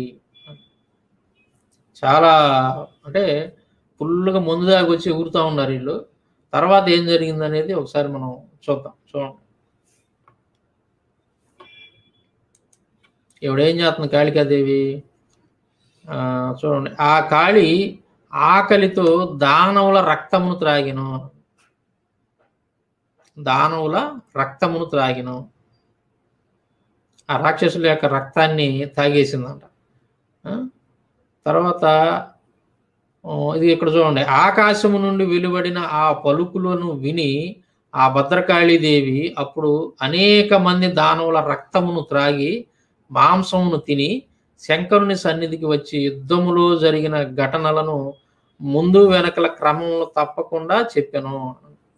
ఈ కాళికాదేవి ఏం చేసిందంట, శంఖచూడుతో యుద్ధానికి వచ్చినప్పుడు అక్కడ బాగా ఫుల్గా ముందు కొట్టి ముందు తాగి తర్వాత వచ్చి ఏం చేసింది, బాగా ఆకలైందంట, దానవుల యొక్క రక్తాన్ని తాగిందంట. రక్తాన్ని తాగింది. తర్వాత ఏమనుంది ఇక్కడ, దానవుల రక్తమును త్రాగి మాంసమును తిని, రక్తం తాగిందంట, మాంసాన్ని కూడా తిని వాళ్ళ యొక్క మాంసాన్ని కూడా తిని యుద్ధంలో చేయడానికి వెళ్ళిందనమాట. ఎవరు, కాళికాదేవి. అంటే రక్తాన్ని తాగటం, మాంసం తినటం, ఇవన్నీ కూడా మరి ఈ లుచ్చా మనోహర్ దాస్ గారి యొక్క దేవతలు దేవుళ్ళు చేశారు కాబట్టి ఆ లుచ్చా గడు ఒకసారి వాడి గ్రంథాలను చదివి వాటి గురించి తెలుసుకొని మాట్లాడితే కథ పద్ధతిగా ఉంటుంది అనేది నా అభిప్రాయం. అరే లుచ్చా మనోహర్ దాస్ ఏంట్రా ఇది, రక్తాన్ని తాగటం ఏంది, మాంసాన్ని తినటం ఏంది, ఇది ఏమన్నా మిలిటరీ వాటలా లేకపోతే ఏంటిరా ఇదంతా కూడా. అరే లుచ్చా మనోహర్ దాస్ ఏందిరా ఇదంతా కూడా. ఇందాకలు చూస్తేనే లక్ష్మణుడు చక్కగా తందూరి చికెన్ కాల్చినట్టుగా ఆ జింక మాంసాన్ని తీసుకొచ్చి దాంట్లో కాల్చేశాడు. రాముడు లక్ష్మణుడు దగ్గరుండి మరి బాగా ఉడికిచ్చారట. ఏంట్రా అది, ఏమన్నా రెస్టారెంటా లేకపోతే ఏమన్నా కాకా హోటలా లేదా మిలిటరీ హోటలా, ఏందిరా అది. అరే లుచ్చనాయలా, అరే ముందు నీ గబ్బుగా నువ్వు గడుక్కోరా, నువ్వు తర్వాత మా గురించి మాట్లాడుతున్నావు. చూడండి, ఇప్పుడు వేదాల్లో ఉన్నటువంటి ఈ రక్తంతో కూడిన ఆరాధన ఒకటే ఎగ్జాంపుల్ నేను చెప్తాను, చాలా ఉన్నాయి దానికి, అవన్నీ కూడా చెప్పాలని అవసరం లేదు, వీడి ముఖానికి అది ఒక్కటి సరిపోద్ది. సో నేను దాని గురించి మాట్లాడేటప్పుడు, దాని గురించి మాట్లాడబోయే ముందు నేను ఆల్రెడీ ఒక వీడియో చేశాను దాని మీద, ఒక చిన్న క్లిప్పింగ్ ఉంది 3 minutes 4 minutes, అది నేను ఇప్పుడు మీకు వినిపిస్తాను, ఒకసారి చూడండి. వేదాలలో రక్తంతో కూడినటువంటి ఆరాధన ఎక్కడ ఉంది, ఎలా ఉంది అనేది ఈ లుచ్చా మనోహర్ దాస్ గారికి ఒకసారి మనం వినిపిద్దాం, చూడండి. ఇది కూడా వాడి పెట్టిన కౌంటరే, దాదాపు ఒక సంవత్సరం. 28వ మంత్రాన్ని చదువుతున్నాను, ఒకసారి వినండి. యజ్ఞార్థము వధించిన గర్భిణీ గోవు యొక్క పిండమును అగ్నిలో వేయవలను. యజ్ఞార్థము వధించిన గర్భిణీ గోవు యొక్క పిండమును అగ్నిలో వేయవలెను. ఇది నేను స్క్రీన్ మీద పెడుతున్నాను, మీరు చూడండి ఒకసారి, ఈ బుక్ను చూడండి. దాశరథ రంగాచార్యులు గారు భాష్యం, వేద భాష్యం రాసినటువంటి గ్రంథం ఇది. దీంట్లో 8వ అధ్యాయం, శుక్ల యజుర్వేదం 8వ అధ్యాయం 28వ మంత్రాన్ని నేను చదువుతున్నాను, మళ్ళీ చదువుతున్నా వినండి. యజ్ఞార్థము వధించిన గర్భిణీ గోవు యొక్క పిండమును అగ్నిలో వేయవలను. మాయ చుట్టిన 10 నెలల పిండము కంపించవలను. వాయువు వలెను సముద్ర తరంగముల వలెను కంపించవలను. దశమాస గర్భపిండము కంపించవలను. గర్భిణీ గోవు, నీ గర్భము యజ్ఞయోగ్యమైనది, నీ యోని స్వర్ణమయమైనది, నీ పిండము వికలము కాని అవయములు కలది, ఈ గర్భమును తల్లి కలుపుచున్నాను అని. తర్వాత ఏం చేయాలంట, గర్భపు రక్తము హోమము చేయవలను. ఎంత జుగుప్సాకరంగా ఉందో ఈ సంఘటన ఒకసారి చూడండి మీరు. ఏంటంటే ఇక్కడ గర్భిణీ గోవు అంటే 10 నెలల కడుపుతో ఉన్నటువంటి గోవుని వధించాలి. వధించిన తర్వాత ఆ గోవు యొక్క పొట్టను చీల్చి అందులో ఉంటుంది కదా పిండం ఉంటుంది కదా, అంటే 10 నెలలు అంటే దాదాపుగా తయారయ్యే ఉంటుంది, అది 9 నెలలు 10 నెలలు అంటే ఒక రంగా తయారయ్యే ఉంటుంది ఆ పిండం అనేది. దాన్ని తీసి ఏం చేయాలంట, ఆ మాయతోటి తీసుకొచ్చి అగ్నిలో వేయాలంట. ఆ మాయ చుట్టిన 10 నెలల పిండము కంపించవలను, అగ్నిలో వేయాలి. దాన్ని తీసుకొచ్చి పిండమును అగ్నిలో వేయవలను ఉంది ఇక్కడ చూడండి. గర్భిణీ గోవు యొక్క పిండమును అగ్నిలో వేయవలను.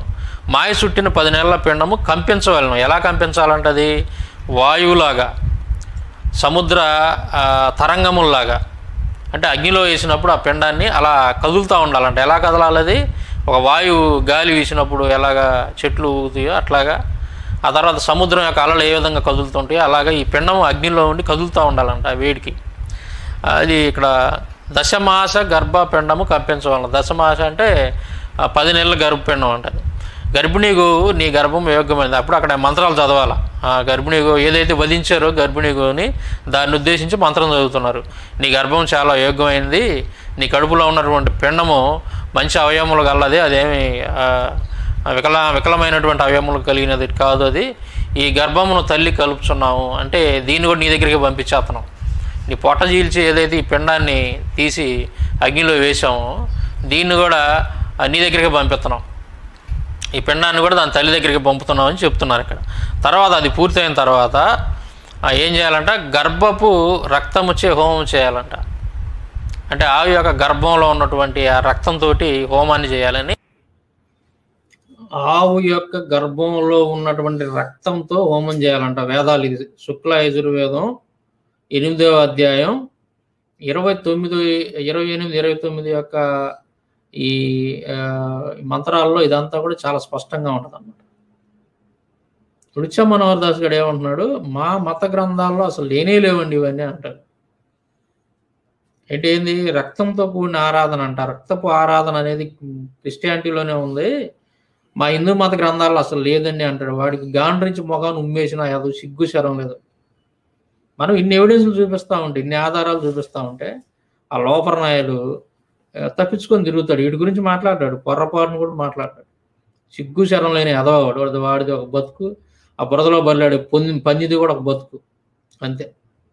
చూడండి ఇక్కడ గర్భపు రక్తం హోమం చేయవాలని చెప్పి స్పష్టంగా ఇక్కడ రాసి ఉంది. రక్తంతో హోమం చేయాలంట. అది కూడా ఏది, గర్భిణీ గోవుని దాని పొట్ట చీల్చి, గర్భిణీ గోవుని చంపి దాన్ని వధించి దాని పొట్ట చీల్చి దాని పొట్టలో ఉన్నటువంటి పిండాన్ని కూడా బయటికి తీసి దాన్ని అగ్నిలో వేయాలంట. పిండాన్ని తీసుకెళ్ళి అగ్నిలో వేయాలి. ఇవాళ ఎదవలు ఏమంటారు, ఆ బీఫ్ తినే వాళ్ళంతా లా కొడుకులు అని చెప్పి కొంతమంది లుచ్చనాయుళ్ళు మాట్లాడుతూ ఉన్నారు ఈ మధ్య. బీఫ్ తినేవాళ్ళు లా కొడుకులా? మరి మీ మత గ్రంథాల్లో ఏందిరా ఎలాగుంది? ఈ మత గ్రంథాల్లో గర్భిణీ గోవుల్ని చంపి వాటిని బలిచ్చి వాటి పొట్టగోసి వాటిలో ఉన్నటువంటి దాన్ని అంతా కూడా ఆ పిండాన్ని కూడా బలి ఇవ్వాలని చెప్పి స్పష్టంగా రాసి ఉంది. ఆ గర్భపు రక్తంచే ఆ గర్భిణీ గోవు యొక్క పొట్టలో ఉన్న రక్తాన్ని తీసుకొని హోమం చేయాలని చెప్పి స్పష్టంగా వేదాల్లో రాసింది, మీ యొక్క వేదాల్లో. మరి మీరు ఎందుకురా ఇట్లా తయారయ్యారు మీరు? బీఫ్ తిన్న వాళ్ళంతా లా కొడుకులు అని చెప్పి మా మనోభావాలు దెబ్బతినే విధంగా మీరు ఎందుకు ఈ విధంగా మాట్లాడుతూ ఉన్నారు? నీ గ్రంథాల్లోని స్క్రిప్చర్స్లోనేమో చక్కగా వాళ్ళంతా ఎప్పటి నుంచో తింటా వచ్చారు అవన్నీ కూడా. ఇప్పుడు మొన్న ప్రసాద్ కుమార్ అనేటువంటి వాళ్ళు ఒక వీడియో చేశారు, ఏదో బుద్ధిస్టులు ఒక 12 రెఫరెన్స్లు ఇచ్చి, చూడండి ఇక్కడ ఆవును తిన్నటువంటి సందర్భాలు ఉన్నాయి మీ యొక్క మత గ్రంథాలలో అని చెప్పినటువంటి కొన్ని రెఫరెన్స్లు చూపించినప్పుడు వీళ్ళు ఒక లైవ్ పెట్టారు. మేమంతా దాన్ని ఏమంటారు, ఏదో రిపేర్ చేస్తాం మేమని ఏదో చెప్పుకొచ్చారు వాళ్ళు. పెద్ద పుడింగిలాగా అదన్నీ వాళ్ళ గ్రంథాల్లో ఏదో లేనట్టుగా, ఆ చెప్పినటువంటి విషయాలన్నీ వాటిలో లేనట్టుగా వాళ్ళకి ఏదో నోటుకు వచ్చినట్టు ఆగి అడ్డంగా దొరికిపోయారు. నేను ఆ 12లో మాత్రం 10 పర్ఫెక్ట్గా దాదాపుగా వాళ్ళ స్క్రిప్చర్స్లో ఉన్నాయి. ఒక 2 మాత్రం నేను సెర్చ్ చేస్తున్నాను, వాటి గురించి నాకు తెలియదు. వాళ్ళు చెప్పిన 12లో 10 మాత్రం పర్ఫెక్ట్గా వాళ్ళ స్క్రిప్చర్స్లో ఉన్నాయి అనమాట. అవన్నీ ఉన్నాయే దాంట్లో ఉన్నాయి. వాటి మీద నేను సపరేట్ ఒక వీడియో చేస్తాను, బహుశా రేపే చేయొచ్చు ఆ వీడియో కూడా. కాబట్టి వీళ్ళకి ఏమాత్రం కూడా వీళ్ళ గ్రంథాల గురించి గ్రంథ పరిజ్ఞానం, నాలెడ్జ్ అనేది ఏమాత్రం కూడా లేదు వీళ్ళకి, ఈ దౌర్భాగ్యం. అందుకే వాళ్ళు నోటికి వచ్చినట్టు వాగుతూ ఉన్నారు. ఇక్కడ కనుక చూస్తే గర్భపు రక్తంతో, గర్భిణీ గోవు యొక్క రక్తంతో హోమం చేయాలని చాలా స్పష్టంగా ఉందన్నమాట.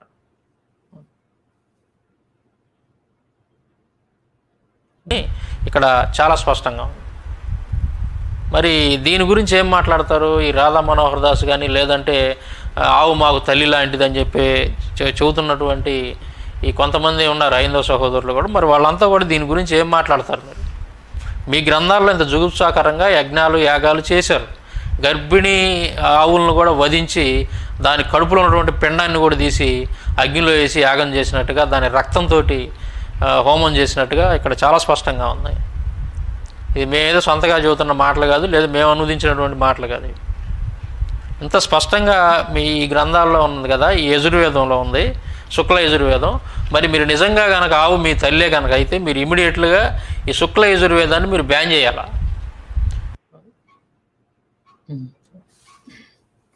సో ఇట్లా వేదాల్లో మనం చూసామన్నమాట ఇదంతా కూడా.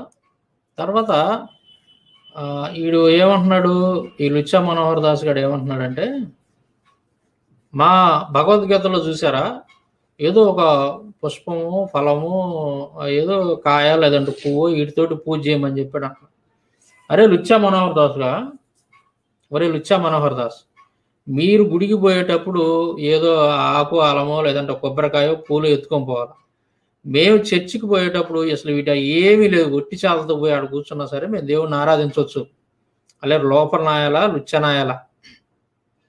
అరే రాధా మనోహర్ దాస్, క్రైస్తవులు ఇప్పుడు మీరు గుడికి పోవాలంటే ఒట్టి చేతులతో పోవడానికి వీలు లేదు. మీరు పూలు కొనుక్కోవాలా, కొబ్బరికాయ కొనుక్కోవాలా, సాంబ్రాణి గడ్డీలు కొనుక్కోవాలా, ఇంకా ఏమేం కావాలా, కాయల బోయలు, ఇలాంటివన్నీ కూడా తీసుకొని ఓ పెద్ద ఇంతలో బుట్టకేసుకొని మీరు గుడికి వెళ్ళాలి. అర్థమైందా? మేము చర్చికి వెళ్ళాలి అని అంటే మా ఖాళీ చేతులతో పోయినా చాలు, మేము అక్కడ కూర్చొని వరకు మా మనసులో ప్రార్థన చేసుకుంటేనే దేవుడు మా ప్రార్థన ఆలకిస్తాడు. మీరు వచ్చేటప్పుడు నాకు అవి పట్టరండి ఈ పట్టరండి అని చెప్పేసి మాకు దేవుడు ఎక్కడా చెప్పలేదు.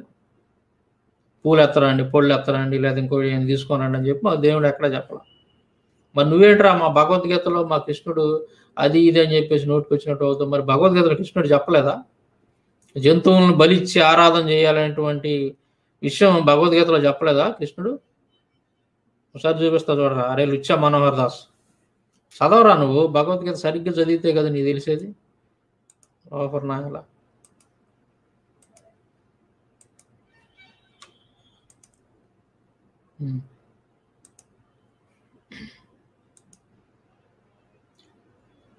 పెద్దది, పెద్ద స్క్రీన్. ఓకే. ఇప్పుడు భగవద్గీత 4వ అధ్యాయం జ్ఞాన కర్మ సన్యాస యోగము. దీంట్లో వచ్చేసి 31వ శ్లోకంలో ఏమని ఉందో ఇక్కడ చూడండి, తాత్పర్యం చదువుతున్నా. ఓ కురుసత్తమ అర్జున, యజ్ఞపూత శేషమైన అమృతమును అనుభవించు యోగులకు సనాతనుడును పరబ్రహ్మమును అగు పరమాత్మ యొక్క లాభము కలుగును. యజ్ఞము చేయని వారికి ఈ మర్త్యలోకమే సుఖప్రదము కాదు, ఇంకా పరలోక విషయం చెప్పనేలా అన్నాడు. అంటే కంపల్సరిగా మీరు యజ్ఞాలు అనేది చేయాల్సిందని చెప్పి కృష్ణుడు చెబుతున్నాడు. సో ఆ యజ్ఞాలు అంటే ఎలాంటి యజ్ఞాలు చేయాలి అని చెబుతున్నాడు ఇక్కడ చూడండి. ఈ ప్రకారముగానే, అంటే నెక్స్ట్ 32వ శ్లోకం, ఈ ప్రకారముగానే ఇంకను బహువిధములైన యజ్ఞములు వేదములలో విస్తృతముగా వివరించబడినవి అన్నాడు. ఎలాంటి యజ్ఞాలు చేయాలంట? వేదములలో విస్తృతంగా వివరించబడినటువంటి యజ్ఞాలు ఏవైతే ఉన్నాయో ఆ యజ్ఞాలన్నింటిని కూడా మీరు ఈ యజ్ఞములన్నింటినీ త్రికరణ శుద్ధిగా మనోవాక్కాయములచే ఆచరించినప్పుడే అవి సుసంపన్నములగునని తెలుసుకొనుము. ఇట్లు ఈ కర్మతత్వమును తెలుసుకొని అనుష్ఠించుట వలన నీవు ప్రాపంచిక బంధముల నుండి సర్వదా విముక్తులు అయ్యేదు అన్నాడు. అంటే నువ్వు ఈ పాపాల నుండి, ఈ బంధకాల నుంచి విముక్తులు కావాలంటే యజ్ఞంలో ఉన్నటువంటి బలులను చేయాలని చెప్పి భగవద్గీతలో కృష్ణుడు చెబుతున్నాడు. యజ్ఞంలో ఉన్నటువంటి బలులు ఏంటి? నేను చూపించాను కదా ఇందాకలా. ఏంటది? మళ్ళీ చూపిస్తున్నాను చూడండి. ఇదిగో శుక్ల యజుర్వేదం 8వ అధ్యాయం 28, 29, 30 శ్లోకాలు. ఇప్పుడు నేను ఇందాక వీడియోలో చదివి వినిపించినటువంటి అన్నమాట. ఈ 8వ అధ్యాయంలో చాలా స్పష్టంగా, అంటే గర్భిణీ గోవును కూడా వధించి దాని పొట్టలో ఉన్న పెండాన్ని తీసి అగ్నిలో వేసి ఆ రక్తంతో హోమం చేసేటటువంటి యాగం ఏదైతే ఉందో దీనిని కృష్ణుడు చేయమని చెబుతున్నాడు. అంటే యజ్ఞంలో విస్తృతంగా వివరించబడినటువంటి యజ్ఞాలు, యాగాలు మొత్తం చేస్తేనే నువ్వు ఆ బహుబంధాల నుంచి విముక్తులు అవుతావు అని చెప్పి చెప్తున్నాడు. పాపాల నుంచి విముక్తులు అవుతావు అని చెప్పి కృష్ణుడు అర్జునుడు చెబుతున్నాడు. అంటే భగవద్గీతలో కృష్ణుడు ఏం చెబుతున్నాడు? చాలా స్పష్టంగా వేదాలలో ఉన్నటువంటి యజ్ఞాలు, యాగాలను చేయమన్నాడు. వేదాల్లో యజుర్వేదంలో ఉన్నటువంటి యజ్ఞం ఏంటిది? ఇది ఒక గర్భిణీ గోవును చంపి దాని పొట్టలో ఉన్నటువంటి పిండాన్ని కూడా తీసి అగ్నిలో వేసేసి ఆ రక్తంతో హోమం చేయాలి అని చెప్పి ఇక్కడ రాసి ఉంది వేదాల్లో. సో ఇలాంటి యజ్ఞాలు అన్నీ కూడా చేయాలని చెప్పి కృష్ణుడు భగవద్గీతలో చెబుతున్నాడు.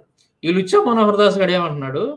మా భగవద్గీతలో చూడండి సార్, మా భగవద్గీతలో ఏదో ఒక పుష్పము, ఫలము ఏదో తీసుకెళ్తే చాలు, ఇవన్నీ ఆరోగ్యానికి సంబంధించినవి, ఈ గింతువులను బలివ్వమని లేదు అని చెప్పి ఈ లుచ్చాగాడు చెబుతూ ఉంటాడు. అంటే ఈ లుచ్చాగాడు ఈడి తోడిపోయిన వాళ్ళు కొంతమంది జనాలను ఎలా మోసం చేస్తున్నారో ఒకసారి చూడండి.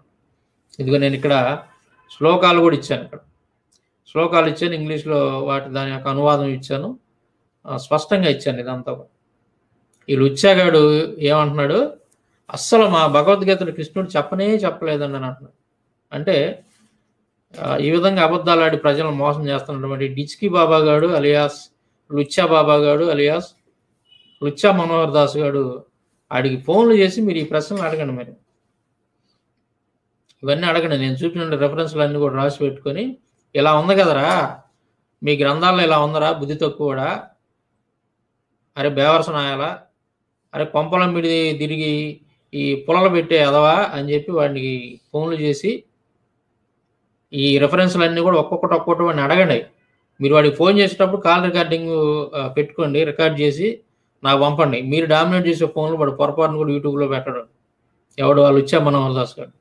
ఎవరైనా అమాయకులు ఏదన్నా మంచిగా మాట్లాడి అట్టాడి తీసుకొని వాడు ఏదో నోటుకొచ్చినట్టు వాగుతాడు. మీరు వాట్సాప్లో మెసేజ్లు పెట్టినా, లేదా వాడు మీకు పెట్టినా, మీరు ఫోన్లో మాట్లాడినా, అట్లాంటివి ఏదన్నా ఉంటే వాడు తప్పించుకొని పోయినటువంటి సందర్భాలు ఏమన్నా ఉంటే నాకు పెట్టండి, నాకు పంపండి, నేను పెడతా యూట్యూబ్లో ఆ ఫోన్ కాల్స్ అన్నీ కూడా. లుచ్చాగాడికి గంటకు ఒక వీడియో అప్లోడ్ చేస్తుంటాడు. వీటి గురించి స్పందించాలి, వీడు మాట్లాడాలా యదవనాయాలు. ఎందుకు?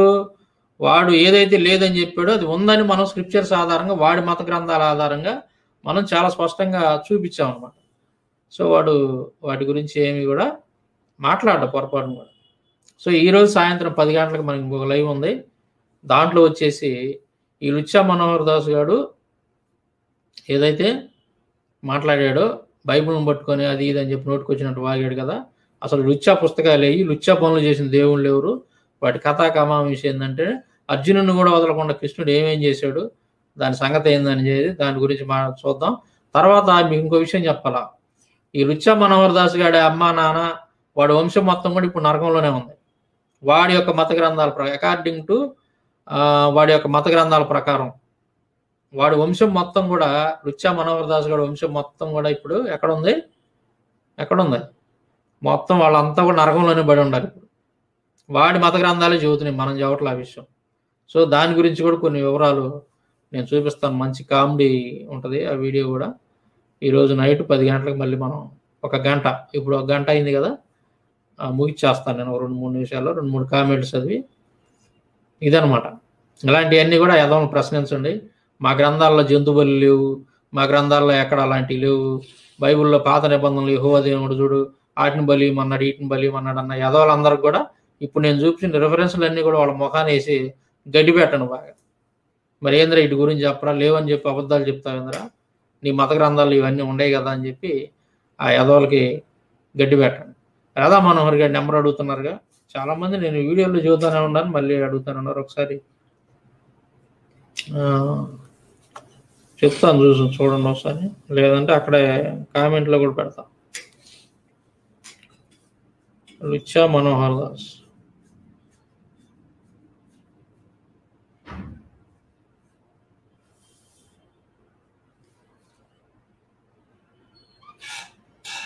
ఆన్లైన్లోనే ఉన్నాడు. లుచ్చా మనోహర్ దాస్ గారు చూస్తానే ఉన్నాడు. లింక్ పెట్టాం వాడికి, పెట్టాం, చూస్తున్నాడు చదవా.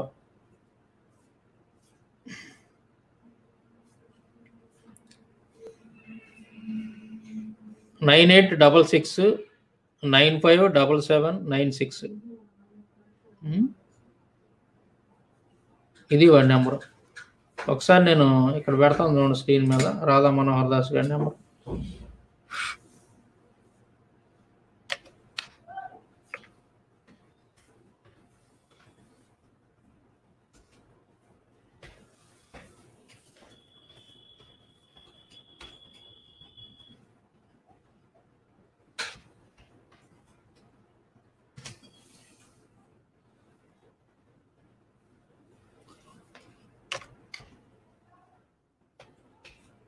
ఎయిట్ 66957796. ఇది వాడి నెంబరు. ఓకేనా, చూడండి.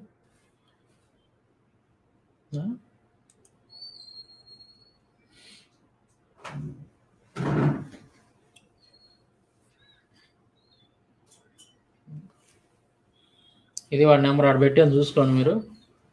మరీ టూ మచ్ చేస్తున్నాడు ఎదవా. అరే సాంబశివరావు ఇట్లా ఇన్ని రెఫరెన్స్లు చూపించాడురా, వాటి గురించి నువ్వు ఎందుకు మాట్లాడరా ఎదవా, అబద్ధాలు చెప్తావు బేవర్సన ఆయలా. మరి నువ్వు రక్తపాతంతో కూడిన ఆరాధన హిందూ మతంలో లేదన్నావు, ఆయన బోల్డెన్ రెఫరెన్స్లు చూపించాడురా. మీ రాముడు రక్తపాతంతో కూడిన ఆరాధన చేశాడు, మీ కృష్ణుడు రక్తపాతంతో కూడిన ఆరాధన చేశాడు, మీ వేదాలు కూడా అలాంటి ఆరాధన చేసింది. కృష్ణుడు చెప్పాడు అలాంటి ఆరాధన చేయమని భగవద్గీతలో. ఆ శ్లోకాలు రెఫరెన్స్లు అని రాసుకొని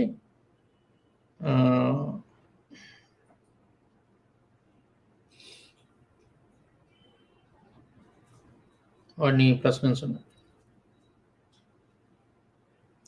మీ పుస్తకాలు రెడీ అయ్యేలోపు వాట్సాప్లో వీటి గురించి సంబంధించిన అన్ని పంపిస్తాను బ్రదర్. మొత్తం రెడీ చేశాను, సిద్ధం చేశాను. త్వరలో మీకు వచ్చే నెలలో బహుశా ఒక మంచి శుభవార్త కూడా నేను మీకు చెబుతాను.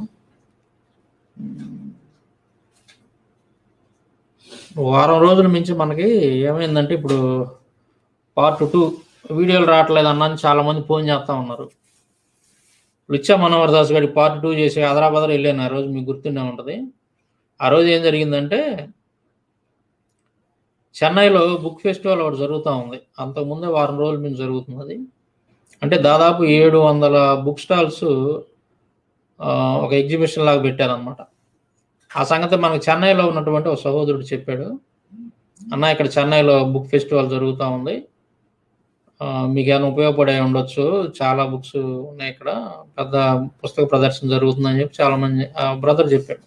మనకు తెలిసిన బ్రదర్. సో వెంటనే ఆ రోజు బస్సు బుక్ చేసుకున్నాం అన్నమాట. టైం అయిపోతుంది. అందుకే ఆ రోజు మీరు గమనించే ఉంటారు, నేను నైట్ 9 గంటలకి అని లైవ్ అని పెట్టాను. తర్వాత మళ్ళీ మనం ఊరికి వెళ్ళాలని చెప్పి డిసైడ్ చేసుకొని టికెట్లు బుక్ చేసుకున్న తర్వాత దాన్ని మళ్ళీ 7 గంటలకి టైం మార్చి ఒక 30 గంట అట్లాగా గంట మాట్లాడి అదరాబదర వెళ్ళిపోవాల్సి వచ్చింది.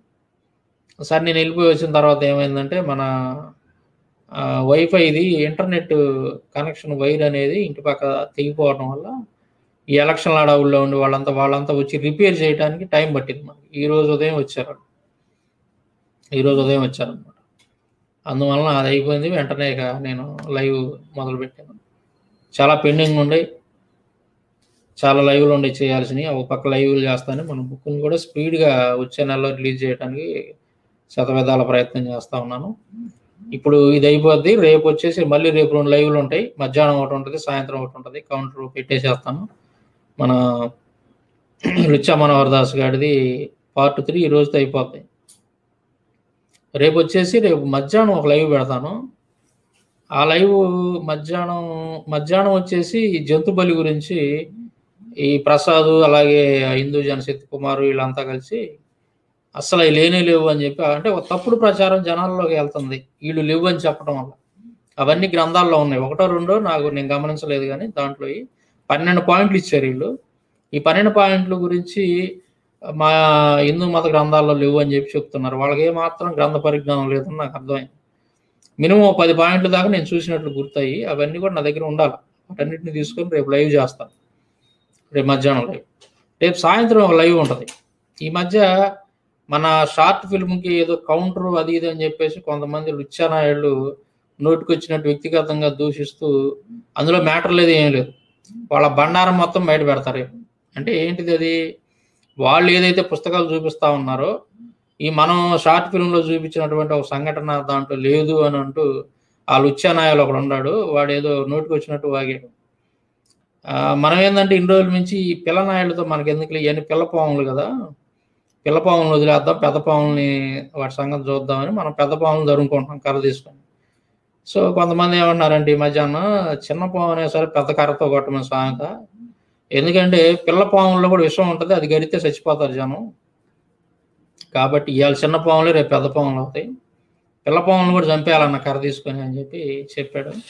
సో అది కూడా కరెక్టేనేమో అనిపించింది నాకు. సో రేపు మన షార్ట్ ఫిల్మ్ సంబంధించి ఎవడెవడైతే కౌంటర్ అని పెట్టిన వీడియోలు ఉన్నాయి వాటన్నిటిని బయటికి తీసి ఒక ఉతుకుడు అనమాట, మామూలు ఉతుకుడు కాదు. ఇంక స్క్రిప్చర్స్ ఆధారంగా, గ్రంథాల ఆధారంగా లఫుట్ నాయాళ్ళందరికి కూడా రేపు పొద్దున పగిలిపోయింది అనమాట, మామూలుగా కాదు. అది రేపు నైట్ 9 గంటలకి ఆ లైవ్ ఉంటుంది. అది మాత్రం మిస్ అవగాహన బోల్డెన్ విషయాలు ఉంటాయి దాంట్లో. గ్రంథాల ఆధారంగా మళ్ళీ చెప్పుతో కొట్టినట్టుగా ఉంటుంది రేపు లైవ్ ఈ మతోన్మాదులందరికీ కూడా. అసలు షార్ట్ ఫిల్మ్ సాంబశివరావు తీసినటువంటి షార్ట్ ఫిల్మ్కి కౌంటర్ పెట్టాలని పెట్టి ఇంకా మీరు అబాస్ పాలు అవుతున్నారు దరిద్రులారా. ఎలా అబాస్ పాలు అవుతున్నారు ఏంటి అనేది రేపు సాయంత్రం తేలిద్ది అనేవారు. ఈరోజు మాత్రం రేత్రి 10 గంటలకి 1 గంట సేపు లైవ్ ఉంటుంది, 10 నుంచి 11 గంటల దాకా. దాంట్లో ఈ లుచ్చా మనోహర్ దాస్ గారికి దేవుళ్ళు చేసినటువంటి ఒక లుచ్చా పని ఉంటుంది దాంట్లో, అర్థమైందా? అర్జునుడిని కూడా వదలనటువంటి కృష్ణుడు, దాని కథా కమామిష ఏంటి అనేది ఉంటుంది. తర్వాత ఈ లుచ్చా మనోహర్ దాస్ గారి యొక్క అమ్మ నాన్న వాడి వంశం మొత్తం కూడా ఇప్పుడు నరకంలోనే ఉన్నారని వాడి గ్రంథాలు చెబుతున్నాయి. ఎలా చెబుతున్నాయి ఏందనేది పర్టికులర్గా వాళ్ళ అమ్మ ఏ విధంగా నరకంలో ఉందో కూడా నేను లుచ్చా మనోహర్ దాస్ గారు బెత్తరపోయే విధంగా స్క్రిప్చర్స్ ఆధారంగా నేను మాట్లాడతాను. ఒట్టి మాటలు మనం ఎప్పుడు మాట్లాడడం, వాడి యొక్క గ్రంథాల ప్రకారంగానే మనం మాట్లాడతాం. అది విషయం. ఇంకెవరైనా కామెంట్లో ఏదన్నా మాట్లాడాలనుకుంటే ఇలాగే ఫోన్ చేస్తే ఏమంటే లుచ్చా బైబిల్ అంటున్నారు. ఎందుకంటే మన దేశంలో పుట్టిన గొప్పల్లో 10 మంది పేర్లు చెప్పన్నా అన్నాడు. పోనీ 5 పేర్లు చెప్పన్నా అన్నాడు. పోనీ 2 పేర్లు చెప్పన్నా అంటే కష్టపడి ఒక పేరు చెప్పాడు. ఏం పేరు? శ్రీకృష్ణదేవరాయలు. మంచి పేరు కదా, గొప్ప ఆయన. సరేనాయన, మరి బైబిల్ ప్రకారంగా శ్రీకృష్ణదేవరాయలు గారు, అంబేద్కరు, అల్లూరి సీతారామరాజు, భగత్ సింగ్, కొమరం భీము వీళ్ళందరూ నరకానికి వెళ్తారు, నువ్వు గొర్రె అన్నాడు. నువ్వేమంటావు అన్నా. ఇది కూడా గొర్రె, అవును నరకానికి వెళ్తారన్నాడు. ఎంత లుచ్చా బైబిలు!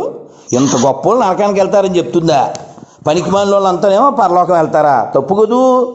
వాడు చేసిన మంచి పని చెడ్డ బండి బట్టి వాడికి స్వర్గం నరకం ఉంటుంది. వీళ్ళ పార్టీలో జాయిన్ అవ్వకపోతే ఈ దేశం కోసం, ఈ ధర్మం కోసం ప్రాణత్యాగాలు చేసి బలిదానాలు చేసిన వాళ్ళంతా నరకానికి వెళ్ళిపోతారా? ఈ నల్లటి బుక్ నమ్ముకున్న వాళ్ళంతా పరలోకం వెళ్ళిపోతారా? అందుకని లుచ్చా బైబిల్ అనేది.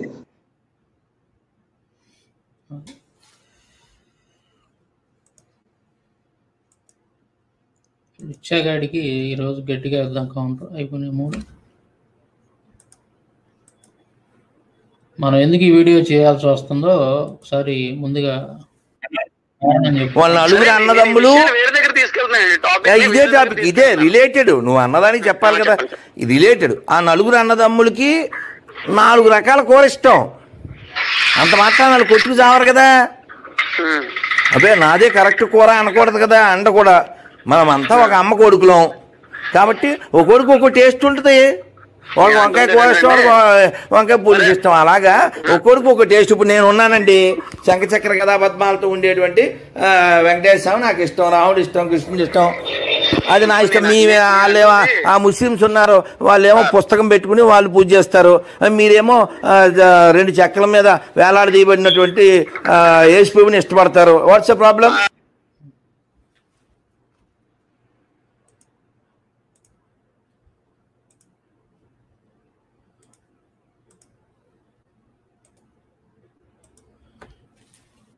అంటే ఇలా మనకు మనం మన గ్రంథాల కోసం చెప్పుకుంటే ప్రాబ్లం లేదు. అలా కాకుండా విగ్రహారాధన చేయకూడదు, నరకానికి వెళ్ళిపోతారో అనేటప్పుడు కారుతుంది అన్నమాట. అప్పుడు రియాక్ట్ అయ్యి అలా చెప్పిన లుచ్చా బుక్ అంటాం. అది. సో ఈరోజు మనం ఈ వీడియో ఎందుకు చేయాల్సి వస్తుందో కారణం చూపించాను. ఈ లుచ్చా మనోహర్ దాస్ గారు మాట్లాడినటువంటి మాటలను బట్టి అసలు లుచ్చా అంటే ఏంటి, లుచ్చా పుస్తకాలు ఏవి, లుచ్చా పనులు చేసిన వాళ్ళు ఎవరు అనేది ఆధారాలు సహా చూపించడానికి ఈరోజు నేను ఈ లైవ్ పెట్టడం జరిగింది. సరే, ఇప్పుడు నేను ఒక స్టోరీ, విచిత్రమైనటువంటి స్టోరీ ఒకటి చెప్తాను నేను మీకు. మీలో కొంతమందికి ఈ విషయం తెలిసే ఉంటుంది, కొంతమంది తెలియని వాళ్ళు కూడా ఉండొచ్చు. ఇప్పుడు దాకా కృష్ణుడు ఎవరైతే ఉన్నాడో, ఈ లుచ్చా మనోహర్ దాస్ గారు పూజించేటటువంటి దేవుడిగా పూజించేటటువంటి కృష్ణుడు ఏం చేస్తాడంటే, సహజంగా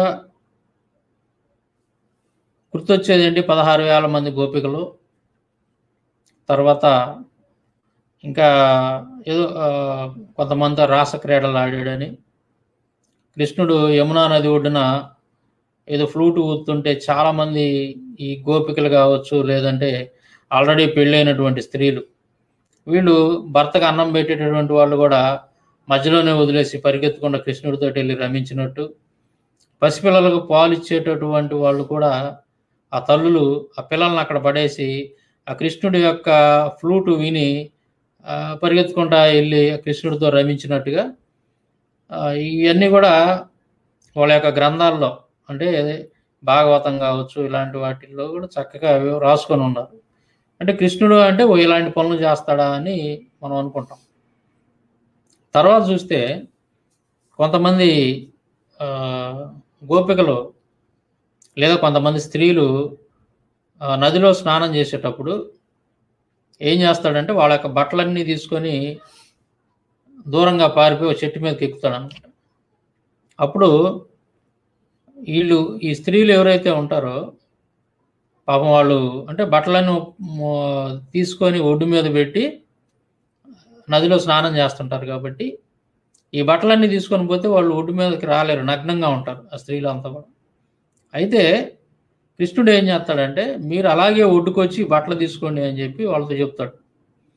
వాళ్ళు పాపం సిగ్గుతోటి చచ్చిపోయి నగ్నంగా బయటకు వచ్చి కృష్ణుడి దగ్గర ఉన్నటువంటి ఆ బట్టలను, వాళ్ళ యొక్క బట్టలను తీసుకోవడానికి ఒక చేతితో తన యొక్క మానాన్ని కప్పుకొని, మరొక చేతితో పైన ఉన్నటువంటి వక్షోజాలను కప్పుకొని పరిగెత్తుకుంటా వెళ్ళి ఆ కృష్ణుడి దగ్గరికి వెళ్తారన్నమాట ఆ బట్టలని తీసుకోవడానికి. కృష్ణుడు పరిగెత్తుకుంటూ వెళ్ళి వాళ్ళకి దొరకకుండా వెళ్ళి చెట్టు ఎక్కుతాడు. చెట్టు మీద కూర్చొని వాళ్ళ యొక్క స్త్రీల స్నానం చేసేటటువంటి ఆడవాళ్ళ యొక్క బట్టలన్నీ తీసుకొని చెట్టు మీద కూర్చొని ఏం చెప్తాడంటే, నువ్వు 2 చేతులతోటి నాకు నమస్కారం చేస్తే ఈ బట్టలు ఇస్తాను అని చెబుతాడు కృష్ణుడు. అంటే వీళ్ళేంటి, ఒక చేత్తో అంటే నగ్నంగా ఉన్నారు కదా, బట్టలన్నీ కృష్ణుడు తీసుకొని చెట్టు ఎక్కాడు. ఒక చేత్తో తమ యొక్క మానాన్ని, తన యొక్క యోనిని కాపాడుకోవటం, అంటే చేత్తో దాచుకోవటం, మరొక చేత్తో వారి యొక్క వక్షోజాలని పట్టుకోవటం కానరాకుండా. అట్లా ఉన్నటువంటి స్త్రీలతోటి కృష్ణుడు ఏమంటాడంటే, నువ్వు 2 చేతులతోటి నాకు నమస్కరిస్తే ఈ బట్టలు ఇస్తానంటాడు. అంటే ఏంది, నగ్నంగా చూడాలి. అంటే స్త్రీల యొక్క అవయవాలు కృష్ణుడు చూడాలన్నమాట. నువ్వు ఏదైతే దాచిపెట్టుకున్నావో ఆ 2 చేతులను కూడా ఎత్తి నాకు నమస్కరిస్తే నేను మీకు బట్టలు ఇస్తాను అని చెప్పినప్పుడు వాళ్ళు సిగ్గుతోటి చచ్చిపోయి అట్లాగా నమస్కరించి 2 చేతులతో నగ్నంగా నిలబడి 2 చేతులతో నమస్కరించి కృష్ణుడికి దండం పెట్టి బట్టలు ఏమని బ్రతిమలాడుకొని ఆ బట్టలు తీసుకుంటారు అన్నమాట. సో మనకి తెలిసినటువంటి స్టోరీస్ ఇవి కృష్ణుడి గురించి. అంటే ఈ లుచ్చా మనోహర్ దాస్ గారు ఎవడైతే ఉన్నాడో, వీడు పొద్దుగూగులు ఏదైతే భజన చేస్తూ ఉంటాడో, ఈ లుచ్చా మనోహర్ దాస్ గారు పూజించేటటువంటి దేవుడి చరిత్ర అన్నమాట. అయితే ఇంతవరకు మనకు తెలుసు. ఇంకొక విచిత్రమైనటువంటి స్టోరీ ఉంది. ఏంది, ఇంత మాత్రమే ఆగలేదు కృష్ణుడు. తన యొక్క ప్రాణ స్నేహితుడైనటువంటి అర్జునుడిని కూడా ఒక స్త్రీగా మార్చి అర్జునుడితోటి కూడా తన కోరిక తీర్చుకుంటాడు. అంటే లైంగికంగా అర్జునుడిని కూడా ఒక అమ్మాయిగా మార్చి తనతోటి కూడా సెక్స్లో పాల్గొంటాడు. ఇది ఎంత దారుణంగా ఉందంటే వినటానికి కూడా జుగుప్సాకరంగా ఉంది, చాలా జుగుప్సాకరంగా ఉంది. అంటే ఇలాంటి విషయాలన్నీ కూడా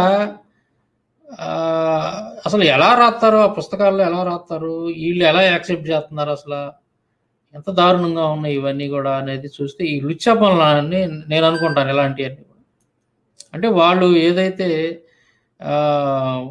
అంటే మరి అంత విపరీతమైనటువంటి కామం. ఈ కరుణాకర్ గారు ఏమంటాడంటే, వాడు రాశానని చెప్పుకుంటున్నటువంటి ఒక పుస్తకంలో యెహోవా దేవుళ్ళు ఏదో అరిషడ్ వర్గాలు ఉన్నాయి, కామం ఉంది, అది ఇది అని చెప్పేసి నోటికి వచ్చినట్టు రాశాడు. అసలు కామం అంటే ఏంది అనేది నేను ఆల్రెడీ మెన్షన్ చేశాను, వాటిలో బుక్ దాంట్లో అన్నీ కూడా మెన్షన్ చేశాను. ఎంత నీచంగా ఉంటుందంటే అడుగడుగున సిగ్గు శరం లేకుండా రాసుకుంటూ వచ్చారు వాళ్ళ పుస్తకాలన్నీ కూడా. అంటే పురుషులను కూడా స్త్రీలుగా మార్చి, ప్రాణ స్నేహితులను కావచ్చు, బంధువులను కావచ్చు, పురుషుల్ని కూడా స్త్రీలుగా మార్చి వాళ్ళతోటి శృంగారంలో పాల్గొనేటటువంటి ప్రక్రియ ఏదైతే ఉందో దీన్ని అసలు ఎలా చూడాలి? ఈ రాధా మనోహర్ దాస్ గారు లాంటి లుచ్చనాయుళ్ళు, మతోన్మాదులు అందరూ కూడా, కరుణాకర్ గారు లాంటి మతోన్మాదులు వీళ్ళ యొక్క గ్రంథాల్లో ఇంత గబ్బు పెట్టుకొని, ఇంత చండాలం పెట్టుకొని, అసలు వీళ్ళు ఏ మొహం పెట్టుకొని బైబిల్ని విమర్శిస్తున్నారు ఈ దుర్మార్గులు? ఆ స్టోరీ చదువుతుంటే ఇప్పుడు నేను చూపిస్తాను అవన్నీ సంస్కృత శ్లోకాలతో సహా ఎక్కడున్నాయో వాటన్నింటిని కూడా నేను ఇప్పుడు క్లియర్గా మీ ముందు పెడతాను. ఈ లుచ్చానాయాల్ని మతోన్మాదులను ప్రశ్నించండి, మీరు అవన్నీ తీసుకొని రెఫరెన్స్లు తీసుకొని. అంటే గోపికలతోటి లేదంటే పరాయి స్త్రీలతోటి రమించినటువంటి కృష్ణుడు అంతటితోటి ఆగకుండా తన యొక్క స్నేహితుడైనటువంటి ప్రాణ స్నేహితుడైనటువంటి అర్జునుడిని కూడా సంభోగించాడంటే, అర్జునుడిని ఒక స్త్రీగా మార్చి సంభోగించాడంటే దీన్ని ఏ విధంగా అర్థం చేసుకోవాలా? అసలు దీంట్లో ఏమన్నా లాజిక్ ఏంటి? అసలు దీంట్లో ఉన్నటువంటి దీని నుంచి నేర్చుకోవాల్సిందేంటి ప్రజలు? లుచ్చగాడు మాట్లాడుతుంటాడు కదా, మా ధర్మం చాలా గొప్పది, మా మతం చాలా గొప్పది, మా దేవుళ్ళు చాలా గొప్పోళ్ళు, రిచ్చు గిచ్చు అంటాడు ఈ దుర్మార్గుడు. ఈ లోపర్నాయాలు, ఈ రాధా మనోహర్ దాస్ గాడు అలియాస్ లుచ్చా బాబా గాడు. ఎరా రాధా మనోహర్ దాస్, లుచ్చానాయాల, నువ్వు ఇది చూస్తుంటావు నాకు తెలిసి లైవ్ కాదురా. ఇది ఎంత నీచమైనటువంటి పని, ఇది ఎంత నీచమైనటువంటి పని రా ఇది. ఇది పద్మపురాణం పాతాళఖండంలో చాలా స్పష్టంగా ఉంటుంది. పద్మపురాణం పాతాళఖండంలో 74వ అధ్యాయంలో నేను చెప్పినటువంటి స్టోరీ ఉంటుంది. ఒకసారి చూడండి, ఒకసారి చూపిస్తాను.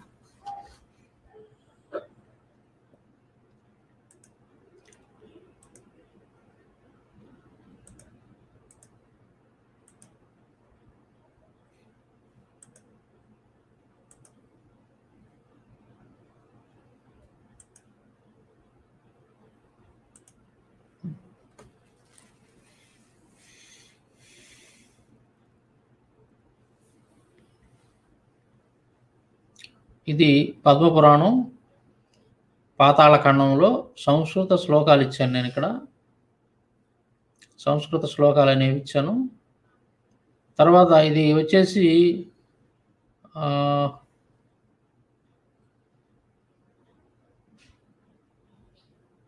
మొత్తం ఇవన్నీ అవే. ఇది హిందీ ట్రాన్స్లేషన్, సంస్కృత శ్లోకాలు హిందీ ట్రాన్స్లేషను. తర్వాత నేనేం చేస్తానంటే మీకు క్లియర్గా అర్థమయ్యేటట్టుగా ఈ సంస్కృత శ్లోకాలు ఇవి ఎవడైనా మతోన్మాదులు ఎవడైనా సరే మాకు ఆ శ్లోకాలు లేవు అది ఇది అనేటువంటి ఛాన్స్ ఇవ్వకుండా నేను నా దగ్గర ఉన్నటువంటి గ్రంథంలో వాటన్నిటిని కూడా నేను స్క్రీన్ షాట్స్ తీసి మీకు పెట్టాను అనమాట.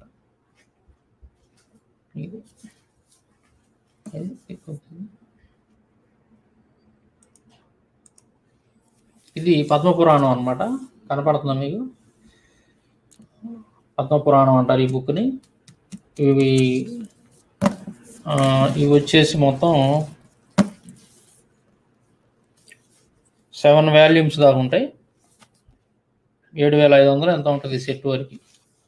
దీంట్లో పాతాళ ఖండంలో ఇప్పుడు నేను చూపించినటువంటి రెఫరెన్స్లు అన్నీ కూడా ఉంటాయి అన్నమాట. సో అవి ఏంటి అనేది ఒకసారి మనం చదువుదాం. చూడండి, ఇప్పుడు నేను సంస్కృతము హిందీ చూపించాను నా దగ్గర ఉన్నటువంటి బుక్. తర్వాత ఇంగ్లీష్ కూడా ఉంది నా దగ్గర. ఇంగ్లీష్లో కూడా ఈ పాతాళ ఖండం పద్మపురాణం కూడా ఉంది. ఇది వచ్చేసి సెట్ వచ్చేసి ఇది కూడా 8,000 రూపాయలు అనమాట. అది కూడా ఉంది నా దగ్గర.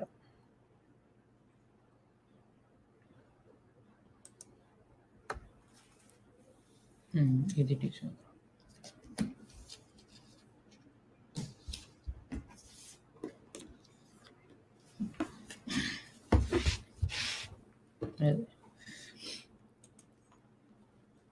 ఇదనమాట. ఇది ఇంగ్లీష్లో ఉంటుంది ఇదంతా కూడా. నేను చూపించినటువంటి బుక్ ఏమో ఇప్పుడు ముందు చూపించినటువంటిది సంస్కృత శ్లోకాలు హిందీ ట్రాన్స్లేషను. ఇదంతా కూడా ఏంటంటే ఇంగ్లీషులో ఉన్నటువంటి పద్మపురాణం అనమాట. దీంట్లో చాలా స్పష్టంగా ఉంటుంది. దీని సందర్భం ఏంటిది అని అంటే గోలోకాన్ని చూడాలి అని అర్జునుడికి కోరిక కలిగింది. అసలు గోలోకం అంటే ఏంది, అక్కడ ఏమేమి ఉంటాయి అది చూడాలని కోరిక కలిగినప్పుడు అర్జునుడికి ఏమని చెప్తారంటే, నువ్వు జగన్మాత దగ్గరికి వెళ్ళి ఒక మంత్రాన్ని జపించు, ఆమె ప్రత్యక్షమైంది. ఒక మంత్రాన్ని నువ్వు జపిస్తే జగన్మాత ప్రత్యక్షమైంది. అప్పుడు ఆమె చెప్పిద్ది నువ్వు గోలోకానికి వెళ్ళేటువంటి మార్గం, విధి విధానం అంతా కూడా ఆమె చెప్పిద్ది అని చెప్పినప్పుడు అర్జునుడు ఏం చేస్తాడంటే ఆ మంత్రాన్ని జపిస్తాడు. అప్పుడు జగన్మాత ప్రత్యక్షం అయింది. చెప్తాడు ఇతను, నేను గోలోకానికి వెళ్ళాలనుకుంటున్నాను, ఎలా వెళ్ళాలి ఏంటి అని చెప్పేసి అడుగుతాడు అనమాట. అప్పుడు ఈవిడేం చెప్పిద్దంటే ఒక సరస్సును చూపించింది. ఈ సరస్సులో నువ్వు మునిగేవని అంటే తర్వాత నువ్వు నేరుగా గోలోకానికి వెళ్తావు అని చెప్పి చెప్తాను జగన్మాత చెప్పింది. అప్పుడు ఇతను ఆ సరస్సులో మునిగిన వెంటనే ఇతను ఎలా మారిపోతాడంటే అర్జునుడు కాస్త అర్జునిగా మారిపోతాడు అనమాట. అంటే పురుషుడుగా ఉన్నటువంటి అర్జునుడు ఆ సరస్సులో మునిగిన తర్వాత గోలోకానికి వెళ్తాడు. మునిగిన వెంటనే ఇతను ఒక స్త్రీగా మారిపోతాడు అనమాట. ఒక స్త్రీగా మారిపోయి గోలోకానికి వెళ్ళినప్పుడు అక్కడ పరిస్థితి ఎలాగుంటుంది అని అంటే ఆడ చాలా మంది గోపికలు చాలా అందంగా, వాళ్ళ పేర్లు కూడా చాలా ఉంటాయి. ఇదంతా ఈ అధ్యాయం చాలా ఎక్కువ అనమాట, చాలా ఉంటుంది ఇదంతా కూడా. దాంట్లో చాలా మంది ఉంటారు గోపికలు, వాళ్ళంతా కూడా కృష్ణుడితోటి బాగా ఆనందంగా రమిస్తూ ఉంటారు. అక్కడ వ్యవహారం అంతా బాగా ఇదిగా ఉంటుంది. అదంతా చూసిన తర్వాత అర్జునుడికి కూడా కృష్ణుడితోటి శారీరకంగా కలవాలనేటువంటి కోరిక కలిగిద్ది అనమాట.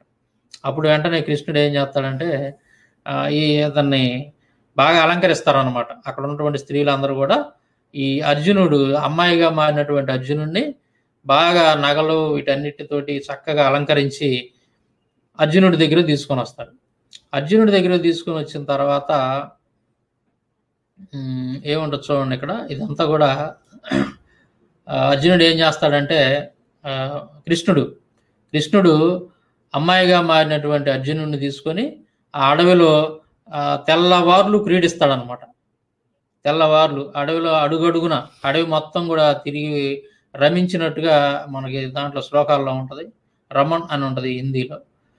క్రీడిస్తారు వీళ్ళంతా కూడా, అంటే శారీరకంగా కలుస్తారు అనమాట. వీళ్ళందరూ కలిసిన తర్వాత ఇక్కడ చూడండి ఇవన్నీ ఉంటాయి, చాలా దారుణంగా ఉంటాయి ఈ పదాలన్నీ కూడా. then putting his sport like arm on her should and coming to Sharada. Sri Krishna, who knew everything, knowing her to be like that, seized her hand, and he, the Lord, the great master of magical art, secretly sported with her in the entire pleasure forest. Entire pleasure forest అంటే అడవిలో ఉన్నటువంటి అడుగడుగున, అంటే ఒక మాటలో చెప్పాలంటే మనకు అర్థమయ్యేటట్టు చెప్పాలంటే ఈ కృష్ణుడు తర్వాత అర్జునుడు ఇద్దరు కలిసి అడవి మొత్తం కూడా చెట్టు చాటున గుట్ల చాటున వీళ్ళంతా కూడా రకరకాలుగా రమించుకుంటూ అంటే శృంగార క్రీడలో మునిగి తేరారనమాట. అడవి మొత్తం తిరిగారంట. తిరిగిన తర్వాత పాపం ఇక అలిసిపోతారు. చివరికి అలిసిపోయిన తర్వాత ఇక్కడ ఏం చెబుతున్నాడు చూడండి.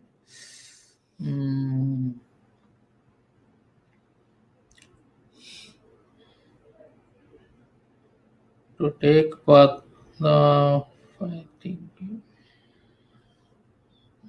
అలిసిపోయినటువంటి అర్జునుడిని మళ్ళీ ఏం చెప్తాడంటే కృష్ణుడు తర్వాత అక్కడ ఉన్నటువంటి వాళ్ళతో చెప్తాడు, ఇతనికి మళ్ళీ తీసుకెళ్ళి ఆ సరస్సులో వదిలిపెట్టండి, ఆ సరస్సులో మునిగిన తర్వాత మళ్ళీ పూర్వరూపం వచ్చింది అని చెప్పేసి ఈ అర్జునుడిని తీసుకెళ్ళి మళ్ళీ అర్జునుడు ఎలాగైతే సరస్సులోకి వచ్చి అమ్మాయిలాగా మారాడో మళ్ళీ అదే సరస్సులో మునిగి పురుషుల్లాగా మారిపోతాడు, తన యొక్క యథార్థ రూపాన్ని పొందుతాడు అర్జునుడు. అప్పుడు కృష్ణుడు ఏం చెబుతున్నాడు చూడండి. ఓ Dhananjaya, I bless you, you are my dear friend. అంటే ఏంది, కృష్ణుడికి ఇక్కడ తెలుస్తుంది ఏదైతే శారీరకంగా అనుభవించాడో అర్జునుడిని అమ్మాయిగా చేసుకొని, అంటే కృష్ణుడికి అంతా తెలుస్తుంది అనమాట. అంతా ఇలా తెలిసే జరుగుతుంది ఇదంతా కూడా. ఇతను నా స్నేహితుడు అర్జునుడు, ఇతను అమ్మాయిగా చేసుకొని నేను అనుభవిస్తున్నాను అని కృష్ణుడు స్పష్టంగా తెలుసు. అయినప్పటికి కూడా ఆ విధంగా చేశాడు అనమాట. అడవిలో వాళ్ళంతా కూడా చిల్ల చెట్లలో పడి దుల్లాడుతూ ఉన్నారు. అది అక్కడ చెబుతున్నాడు. మళ్ళీ ఇప్పుడు అదంతా అయిపోయిన తర్వాత కృష్ణుడితోటి రమించిన తర్వాత అర్జునుడితోటి కృష్ణుడు చెబుతున్నాడు ఏమని, ఓ Dhananjaya, I bless you, you are my dear friend, నువ్వు నా స్నేహితుడివి. In the 3 worlds there is none else like you who knows my secret. నా గురించినటువంటి సీక్రెట్లు ఇవన్నీ కూడా పూర్తిగా తెలిసినటువంటి వాడివి నువ్వే, నువ్వు నా స్నేహితుడివి.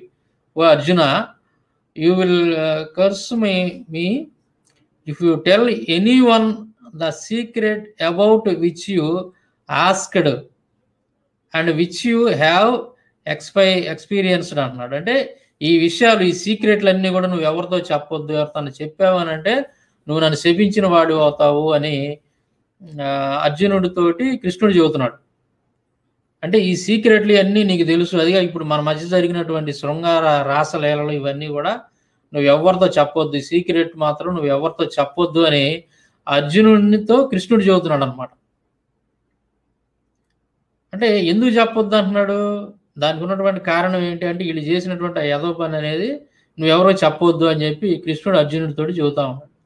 తర్వాత ఇక్కడ చూడండి, ఇక అర్జునుడు thus having received his grace and having taken decision due to being bound by thus Arjuna with his mind delighted and having wonderful recollections went home from the place. అంటే ఇక అర్జునుడు కూడా ఏంటంటే ఆ కృష్ణుడితో జరిగినటువంటి ఆ రాస క్రీడలు వాటన్నిటితో తృప్తి పొంది వాటిని మర్చిపోలేకపోతా ఉన్నాడు అనమాట. ఆ జ్ఞాపకాలతోటి అక్కడ నుంచి తన యొక్క ఓన్ ప్లేస్కి వెళ్ళిపోయాడు. అంటే అమ్మాయి నుంచి అబ్బాయిగా మారి మళ్ళీ ఆ కృష్ణుడితోటి రాత్రి తెల్లవారులు అడవిలో ఆ ముళ్ళతుప్పల్లో పడి దొల్లాడినటువంటి ఆ విషయాలన్నీ కూడా జ్ఞాపకం చేసుకుంటూ నెమరు వేసుకుంటూ సంతోషపడుతూ అక్కడ నుంచి వెళ్ళిపోయినట్టుగా మనకు కనపడతా ఉందన్నమాట. ఇది విషయం. అంటే ఈ లుచ్చా మనోహర్ దాస్ గారికి నేను చెప్పేది ఏంటంటే, ఇంత నీచమైనటువంటి విషయాలన్నీ కూడా మీ గ్రంథాల్లో పెట్టుకొని ఇంత లుచ్చా పనులన్నీ కూడా చేసినటువంటి మీ దేవుళ్ళని అవన్నీ కూడా మీ దేవుళ్ళ యొక్క చరిత్రలో వాళ్ళ గురించి రాయబడి ఉంది. లుచ్చా పనులు ఇవన్నీ కూడా. అంటే తన యొక్క ప్రాణ స్నేహితుడిని కృష్ణుడు ఒక అమ్మాయిలాగా మార్చుకొని ప్రాణ స్నేహితులతో కూడా రమించాడు తెల్లవార్లు అడవిలో అని అంటే దీన్ని ఏ విధంగా చూడాలి మనం? అసలు దేవుడు అంటే ఏంది, దేవుని లక్షణాలు ఏంటి తెలుసుకోమని నేను పదే చెప్పేది. అందుకే ఒరే లుచ్చా మనోహర్ దాస్గా, ఈ లుచ్చా పనులు అంటారు వీటిని. ఇలాంటి లుచ్చా పనులు చేసినటువంటి చరిత్రలు మీ దేవుళ్ళ దగ్గర పెట్టుకొని నువ్వు ఏ మొహం పెట్టుకొని నువ్వు బైబుల్ని విమర్శిస్తున్నావురా? నువ్వు రాధా మనోహర్ దాస్గా లుచ్చాగా నువ్వు అసలు ఏ మొహం పెట్టుకొని విమర్శిస్తున్నావురా నువ్వు బైబుల్ని?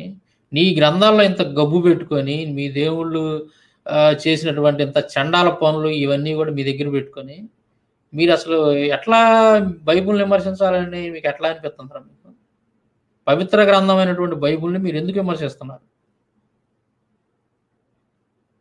అంటే చదవలేదు, ఇవన్నీ మీకు తెలిసి చావదు, చెప్పినోళ్ళు లేడు, మీకు చదివిన వాళ్ళు ఏం గమ్ముకున్నారు మీ వాళ్ళు. మీ చాగంటి కోటేశ్వరరావు లాంటి వాళ్ళు ఎలాంటి వాళ్ళు అంతా ఏంటంటే ఇవన్నీ చదివినా కానీ బయటికి చెప్పరు, వాళ్ళు తెలుసు ఇవన్నీ కూడా.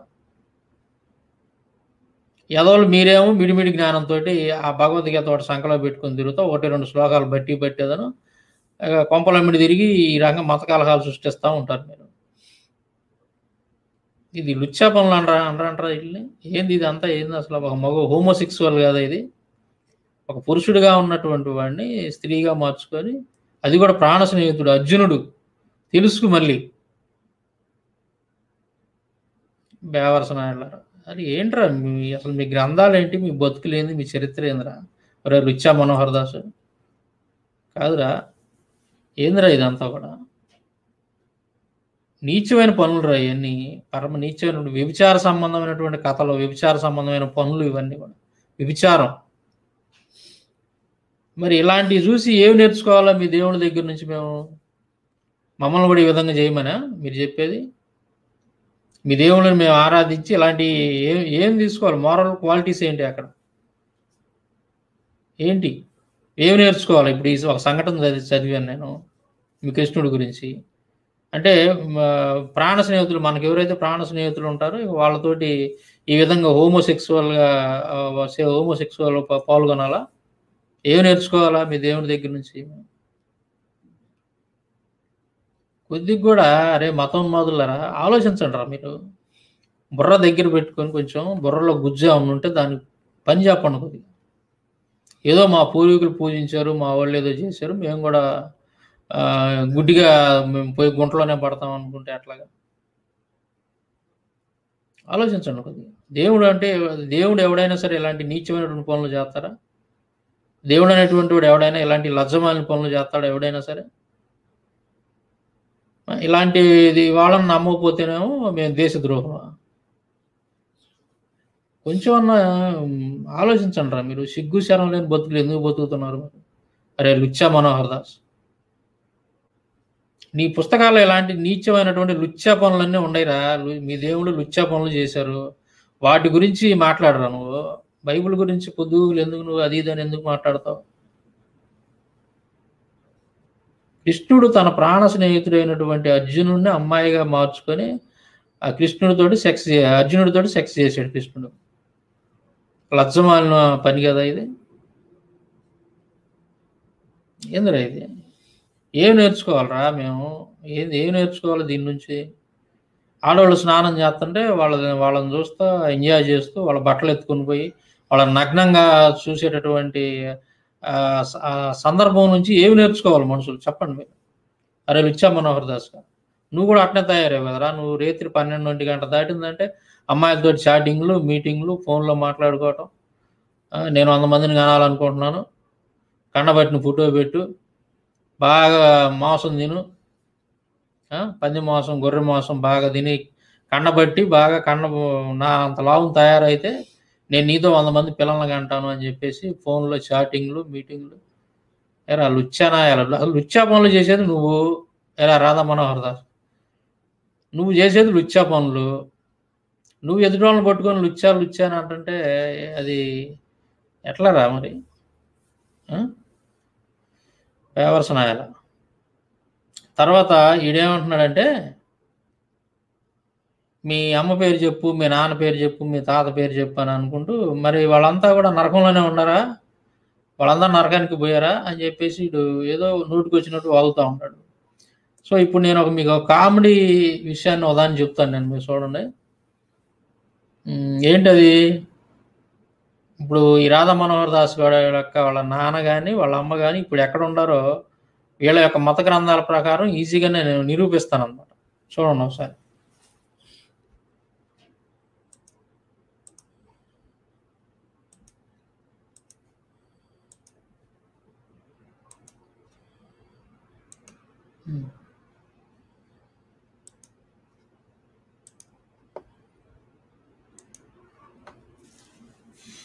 ఇది దేవి భాగవతంలో ఉంటుంది, శ్రీమద్ దేవి భాగవతం.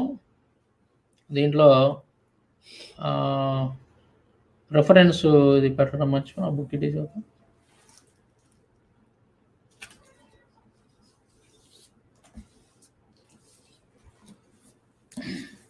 దేవి భాగవతంలో ఎక్కడ ఉంటుంది అంటే ఇది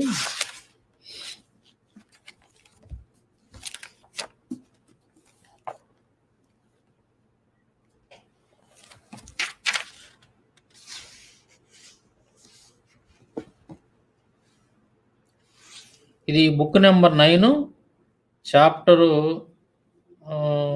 33 అనమాట. బుక్ నెంబర్ 9 చాప్టర్ 33లో దేవి భాగవతంలో ఒక శ్లోకం ఉంది. దాన్ని నేను మీకు చదివి వినిపిస్తాను, చూడండి. ఇది శ్లోకం ఇచ్చాను పైన, ఇప్పుడు తాత్పర్యం ఇస్తున్నాను చూడండి. If anybody washes any clothing with any salt on Sunday or on the day of Sankranti, when the sun enters another sign, or on any new moon day or on any Shraddha day, when funeral ceremonies are performed, he will have to go to the Ksharakunda hell, where he remains for as many years as there are threads in that clothing, and finally he becomes born for 7 births as a veritable washerman. దీని అర్థం ఏంటంటే, ఆదివారం గనక బట్టలు గనక ఉతికిన వాళ్ళు ఎవరైతే ఉంటారో వీళ్ళంతా కూడా క్షారకుండ నరకంలో పడిపోతారంట. ఆదివారం బట్టలు ఉతికినటువంటి వాళ్ళు ఆదివారం రోజున, అలాగే సంక్రాంతి రోజున బట్టలు ఉతికినటువంటి వాళ్ళు నరకంలో పడిపోతారు అని చెప్పి చాలా స్పష్టంగా శ్రీమద్ దేవి భాగవతంలో ఈ విషయాన్ని రాశారనమాట. తర్వాత అంట ఇదే విషయాన్ని మళ్ళీ మనం బ్రహ్మవైవర్త పురాణంలో కూడా చూడవచ్చు. చూడండి, ఇక్కడ సేమ్ ఇదే విషయాన్ని బ్రహ్మవైవర్త పురాణంలో కూడా రాశారనమాట. దీన్ని తెలుగులో నేను చక్కగా ఇక్కడ అనువాదం చేసి పెట్టాను, చూడండి.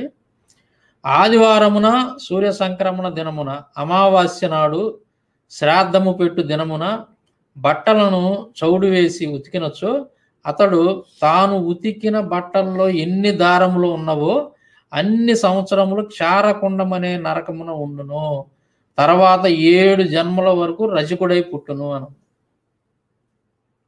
ఈ ఆదివారం రోజు బట్టలు ఉతికినటువంటి వాళ్ళంతా ఎక్కడ ఉంటారంట?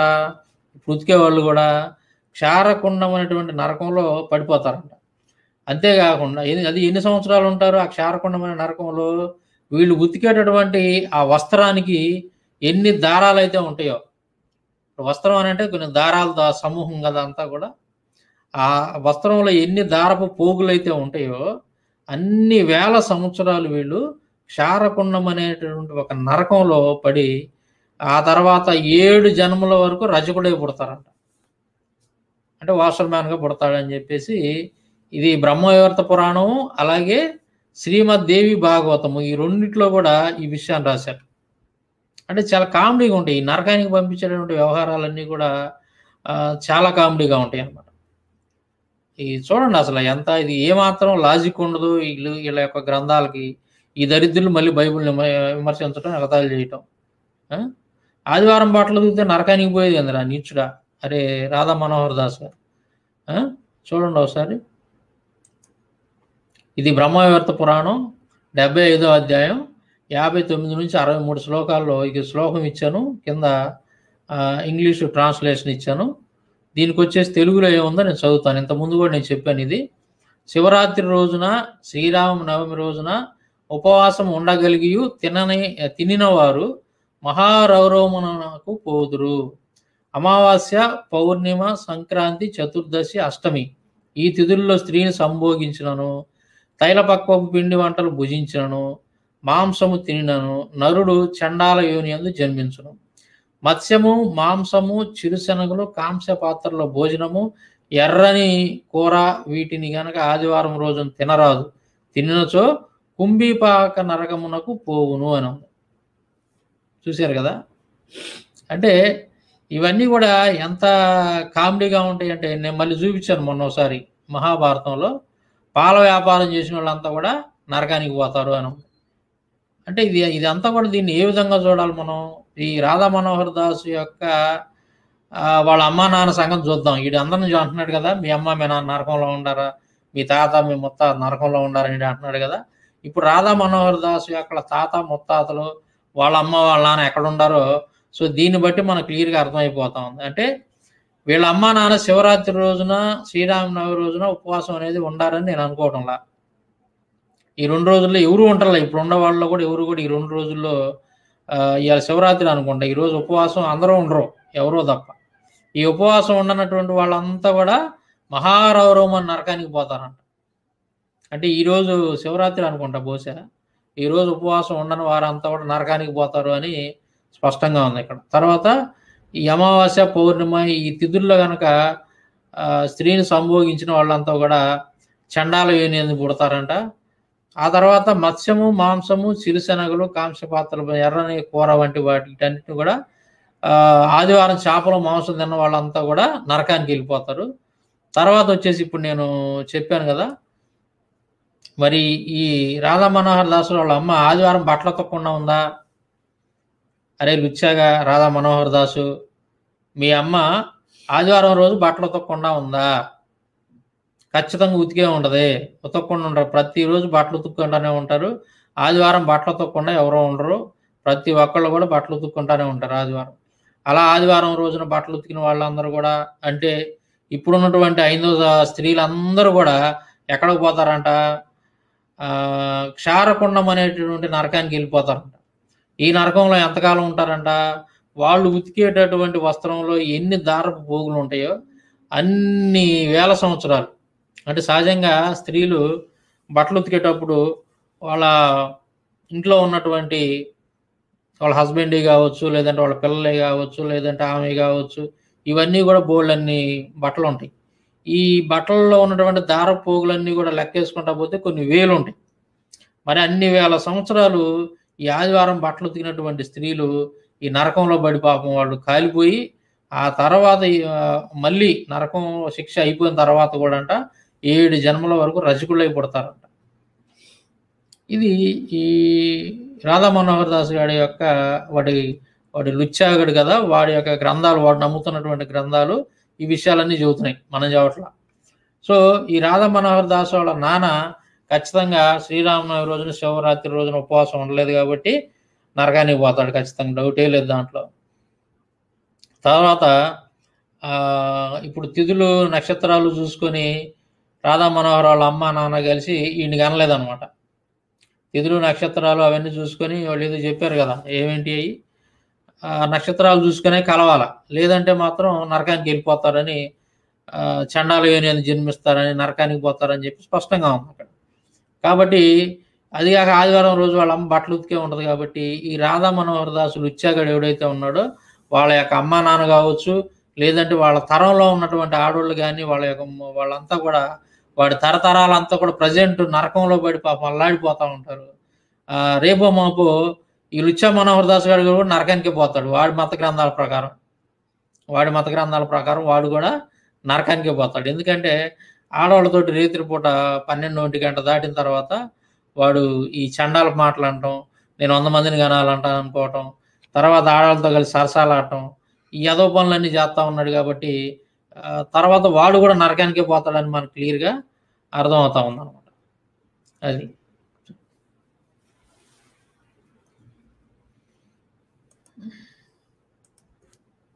అది చూశారు కదా. ఈ లుచ్చా మనోహర్ దాస్ గారు ఎవడైతే ఉన్నాడో వాళ్ళ అమ్మ నాన్న వాడి తరతరాలు కూడా మొత్తం కూడా నరకంలోనే ఉంటారు. ఇప్పుడు ఈ నరక శిక్షల్లో నేను 3-4 చూపించా. ఆ లిస్టు మొత్తం కనుక చూపిస్తే ఈ రోజున ఎవ్వరు కూడా ఐందవ మతానికి చెందినటువంటి వాళ్ళు ఎవ్వరు కూడా స్వర్గానికి అసలు ఒక్కళ్ళు కూడా పోరు, మొత్తం నరకానికి వెళ్ళిపోతారు. ప్రతి ఒక్కడు నరకానికి వెళ్తాడు తప్ప స్వర్గానికి ఎవడు కూడా పోడనమాట. అది వాళ్ళ గ్రంథాల ప్రకారం. సో ఈ లుచ్చాగాడు ఏం మాట్లాడతాడంటే బైబిల్ ప్రకారం వాళ్ళు నరకానికి పోతారు, వీళ్ళు నరకానికి పోతారని వాడు ఇష్టం వచ్చినట్టుగా ఈడు మాట్లాడుతూ ఉన్నాడు. ఇదన్నమాట విషయం. అంటే కృష్ణుడు ఆఖరికి ఈ గీపికలు అంటే సరే ఏదో అనుకున్నాం, కానీ ఆఖరి తన ప్రాణ స్నేహితుడైనటువంటి అర్జునుని కూడా సంభోగించకుండా వదిలిపెట్టలేదు.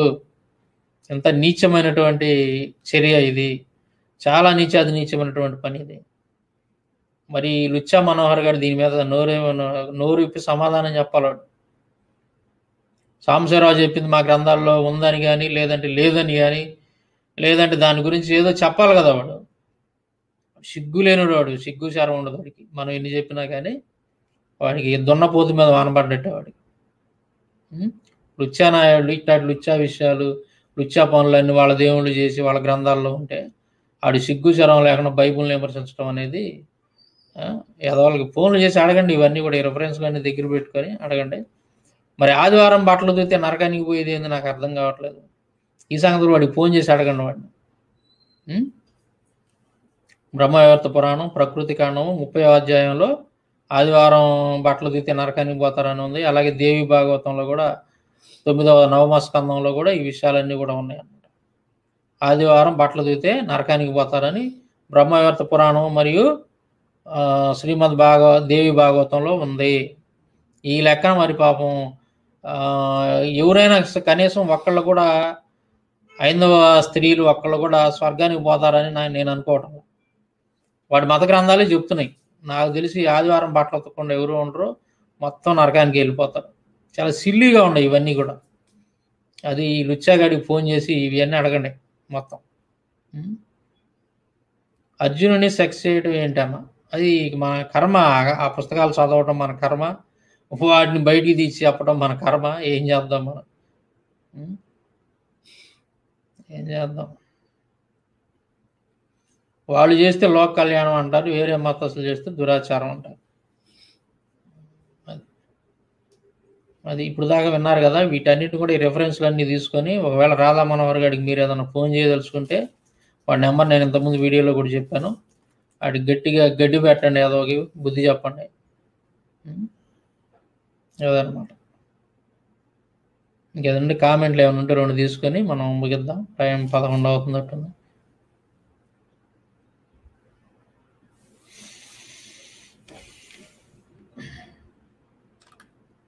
పాల వ్యాపారం చేసిన వాళ్ళు నరకానికి పోతాడు, ఆదివారం బట్టలు తిని వాళ్ళు నరకానికి పోతారు, ఆదివారం మాంసం చికెన్ చేపలు తిన్న వాళ్ళు నరకానికి పోతారు. ఏంటిరా ఇది అంతా లుచ్చా మనోహర్ దాస్గా? అరే నీ గ్రంథాల్లో ఎంత గబ్బు పెట్టుకొని ఏమాత్రం లాజిక్ అనేది లేకుండా ఏందిరా మీ బతుకులు ఏంది, మీరేంది నాకు అర్థం కావట్లేదురా. అరే లుచ్చా మనోహర్ దాస్, మీ గబ్బు మీరు గడుక్కోకుండా ఎదుటోళ్ళు మరి ఇప్పుడు ఏడుస్తారు ఎందుకురా మీరు లోఫర్ నాయళ్ళరా?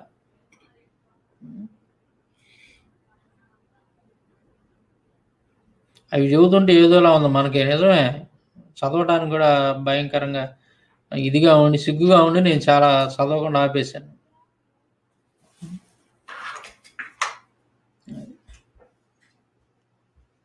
ఈ చదవటానికి కూడా నాకు కొంచెం ఇబ్బందికరంగా ఉండి ఆపేశాను. చాలా చదవట్లా, ఇట్లాంటివన్నీ అన్నీ నీచంగా ఉండే. పిల్లల పొలాలు అందరూ కలిసి వాళ్ళతో కలిసి చూస్తుంటారు మన వీడియోస్. భయంకరమైన విషయాలు, ఏం చేద్దాం.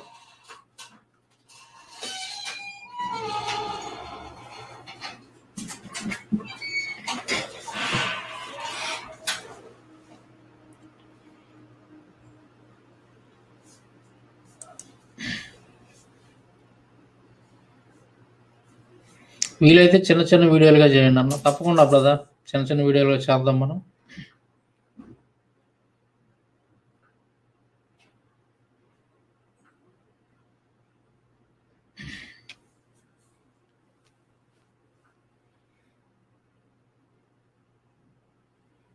డిచ్కి గాడికి ఖచ్చితంగా ఫోన్ చేసి అడగండి, ఏంద్రా అర్జునుడు ఏంద్రా కృష్ణుడు ఈ పని చేశాడు, మరి లుచ్చానాయాలా ఎక్కడన్నా చూసి చదివేమంటారు ఎప్పుడన్నా, పద్మపురాణం పాతాళ ఖండంలో ఉంది, రెఫరెన్స్లు కూడా నేను పెట్టాను. ఏందిరా ఈ నీచమైనటువంటి పనులు ఏందిరా అని చెప్పి అడుగుండి ఒకసారి మీరు. నేను అట్టా వాడికి పంపుతుంటా, వాడికి ట్యాగ్ చేసి వాడికి వీడియోలో వాడి ప్రతి వీడియో నేను వాడికి పంపుతా వాట్సాప్లో. చూడరా ఏదోనా ఎలా ఈ గబ్బు ఏందిరా.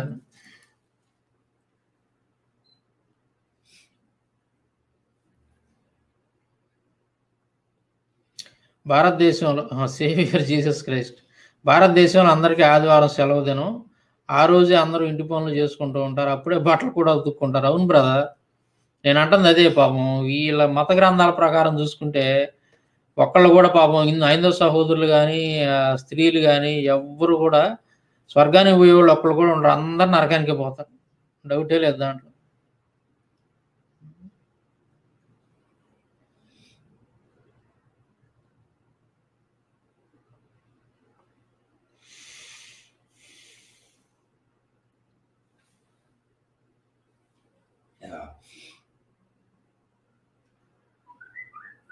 పురాణం నుండి పూర్వం పుట్టింది.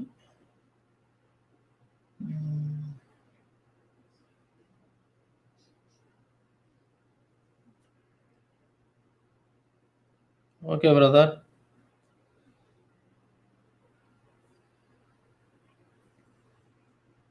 రేపు మధ్యాహ్నం ఒక లైవ్ ఉంది. ఏది మన ఈ మధ్య ఈ ప్రసాద్ తర్వాత లలిత్ కుమార్ అనేటువంటి వాళ్ళిద్దరు కలిసి ఒక వీడియో చేశారు. బుద్ధిస్టులు ఏదో పొద్దుగూకులు వాట్సాప్లో మెసేజ్ పెడతా ఉన్నారు, మాంసం తినమని ఎక్కడా లేదు మా గ్రంథాల్లో అని వాళ్ళు ఏదో మాట్లాడారు. ఆ ఎవిడెన్స్ తోటి నేను పెడతాను, ఎందుకంటే రాంగ్ మెసేజ్ వెళ్ళేది లేదు ప్రజల్లో. ఆ వాస్తవాలు అవన్నీ ఉన్నాయిరా బాబు మీ గ్రంథాల్లో, మీకు అసలు గ్రంథ పరిజ్ఞానం లేదని ఎవిడెన్స్ తోటి మనం రేపు మధ్యాహ్నం లైవ్ చేస్తున్నాం. రేపు సాయంత్రం మాత్రం ఈ పిల్లపాములు కొన్ని ఉన్నాయి, విషసాపాలు. ఈ పిల్లపాములు అన్నింటిని కూడా కర్ర తీసుకొని చెత్తకు పొడుద్దాం తల మీద. రేపు ఉంటుంది వాళ్ళకి, రేపు సాయంత్రం నైట్ 9 గంటలకు ఉంటుంది రేపు ఇంకొక లైవ్. అది కూడా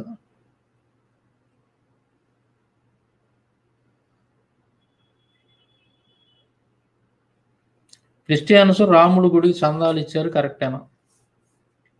అది వాళ్ళ మనసాక్షికి తెలుసు బ్రదర్, వాళ్ళు ఎందుకు ఇచ్చారో నాకు అర్థం కావట్లేదు.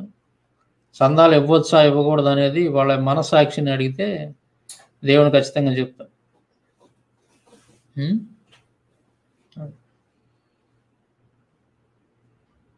అసలు క్రైస్తవుడు అనేటటువంటి వాడు ఒక టెంపుల్ కట్టుకోవడానికి ఎట్లాగా సందాలు ఇస్తాడు? అది వాక్యానికి వ్యతిరేకం, బైబిల్ పూర్తిగా వ్యతిరేకం.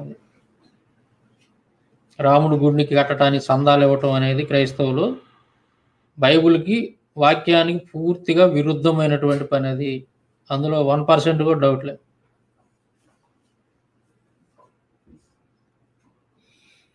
రాంబాబు అన్న, వీళ్ళ గ్రంథాల్లో ఇంత చెత్త పెట్టుకుని క్రైస్తవం మీద పడి ఎందుకన్నా ఏడుస్తున్నారు?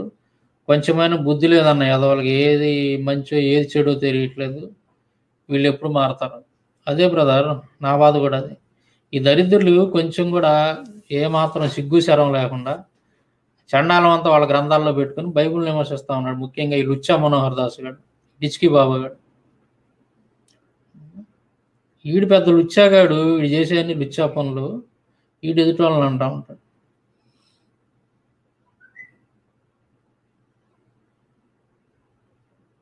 ఈరోజు ఉపవాసం ఉండకపోతే నరకమే, అదే చెప్తున్నాయి వాళ్ళ మత గ్రంథాలు. శివరాత్రి రోజు కానీ ఉపవాసం ఉండకపోతే భయంకరమైనటువంటి నరకం.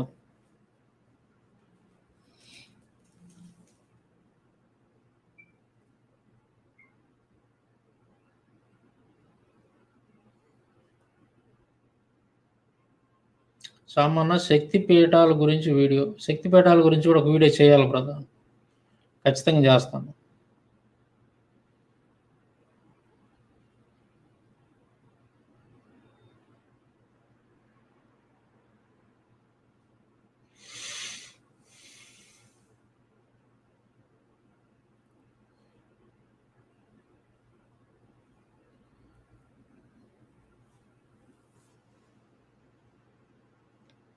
మీరు చెప్పబట్టి ఇన్ని విషయాలు హిందూస్కి తెలుసుకుంటున్నారు. Yes brother, Kiran Kumar brother, వాస్తవం మీరు చెప్పేది. మనం చెప్పేదాకా కూడా పాపం వాళ్ళకి తెలియదు, అమాయకులు హిందూ సహోదరులు. వాళ్ళు చదవరు ఆ హిందూ గ్రంథాలన్నీ కూడా. ఈ ఇంత చెత్త ఇంత రోత ఉన్నదన్న సంగతి పాపం వాళ్ళకి తెలియదు. రాధాగాడు అమెరికా అధ్యక్షుడు పుట్టినట్టు ఇంగ్లీష్లో మాట్లాడతాడు. మరి వాడు అంత లుచ్చాగాడు, వాడు ఇంగ్లీష్లో మాట్లాడాలని అవసరం ఏముంది? మీ దేశానికి చెందింది కాదు కదా ఇంగ్లీష్ అనేది.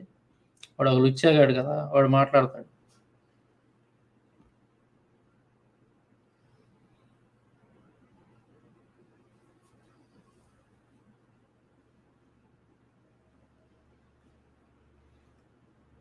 ఎరిక్ డానియల్, ఈ బుక్స్ అన్ని వ్యాలిడ్ బుక్స్ కాదంటారేమో అన్న.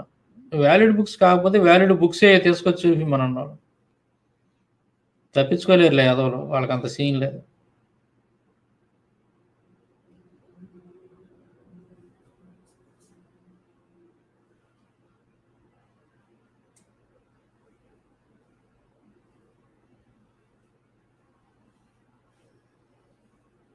ఈరోజు జాగారం పేరుతో డ్యాన్స్ పార్టీలు చేసుకుంటున్నారు. అవును,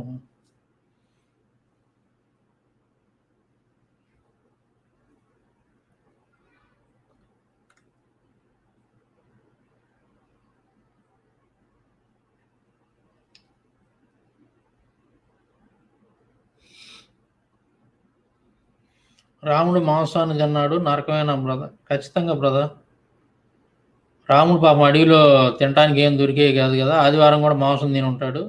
రాముడు కూడా నరకానికి పోయి ఉంటాడు, డౌటే లేదు అంట.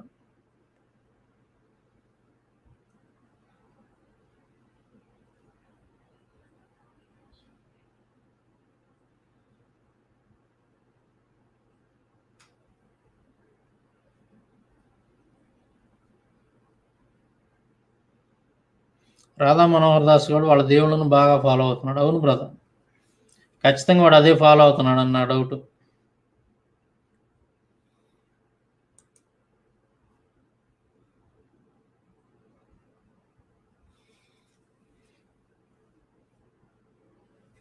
హెచ్కే బాబు ఫోన్ నెంబర్ నేను ఇందాక రీసెంట్గా పెట్టిన వీడియోలో కామెంట్స్లో పెట్టాను, అలాగే వీడియోలో కూడా చెప్పాను 2 సార్లు చూడండి బ్రదర్, వీడియో చివరిలో చెప్పాను.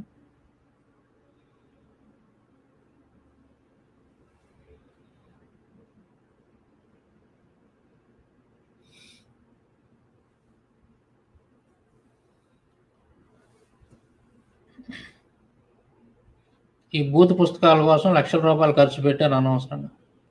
తప్పదు బ్రదర్, మరి అది అక్కడ ఏముందో చెప్పాలి అని అంటే మరి కొన్ని చదివితేనే కదా మనకు తెలిసేది. అందుకని లక్షల రూపాయలు పెట్టాం నిజంగా.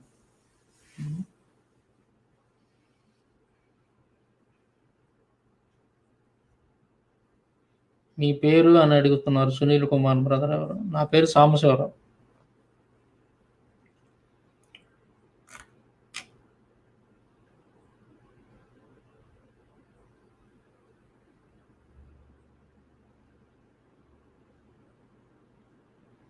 విడుదల బాబు, షాలోం బ్రదర్. మీ ఛానల్లో లైవ్ టైమింగ్ అని అడుగుతున్నారు బ్రదర్. ఇప్పుడే కొత్తగా చూస్తున్నట్టున్నాడు మన ఛానల్లో. ఒక టైం అనేది పర్టికులర్ టైం డైలీ ఉండదు బ్రదర్ మంది. సహజంగా నైట్ 9 గంటలకి నేనైతే లైవ్ చేస్తాను. ఇంకా సహోదరులు ఎవరన్నా వస్తేనో 1 గంట ముందు 8 గంటలు స్టార్ట్ చేస్తాను. నేను ఒక్కటి మాట్లాడే పని అయితే నైట్ 9 గంటలు స్టార్ట్ చేస్తాను. మాది అవసరాన్ని బట్టి ఎప్పుడు పడితే అప్పుడే ఉంటుంది మన లైవ్. సహజంగా ప్రతిరోజు డైలీ ఈవినింగ్ 9కు మన లైవ్ ఉంటుంది.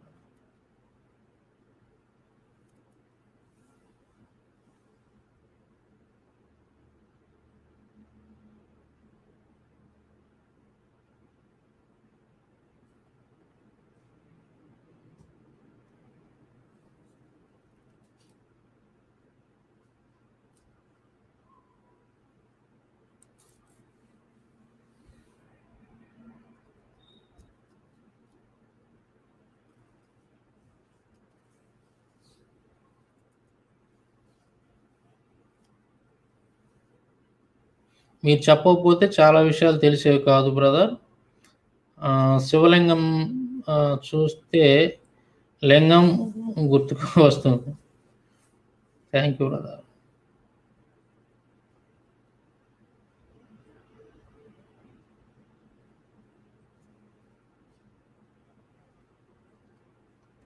ఓకే బ్రదర్, పొద్దుపోతుంది కాబట్టి బాగా లేట్ అయింది, 11 దాటింది. రేపు మధ్యాహ్నం మళ్ళీ కలుసుకుందాం మనం. టైం ఎప్పుడు ఏందనేది నేను ఉదయం thumbnail పెడతాను. అలాగే రేపు రాత్రి 9 గంటలకు మంచి మామూలుగా ఉండదు, లైవ్ ఉంటుంది. ఈ పిల్ల పాములన్నింటినీ ఏరి తలని చితకపడవాలి. అది రేపు ఉంటుంది దాని వ్యవహారం.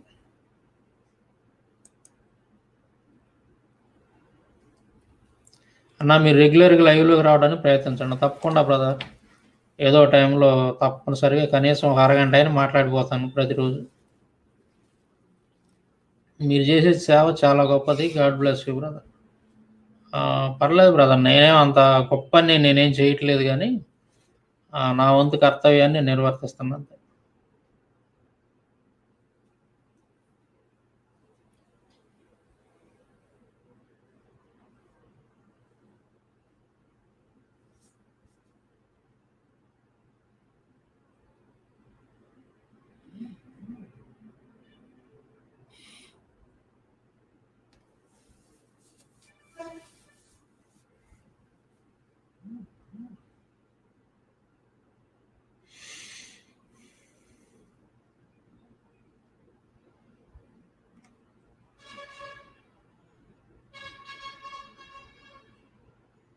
Take care of your health. We are all praying for you. Thank you brother.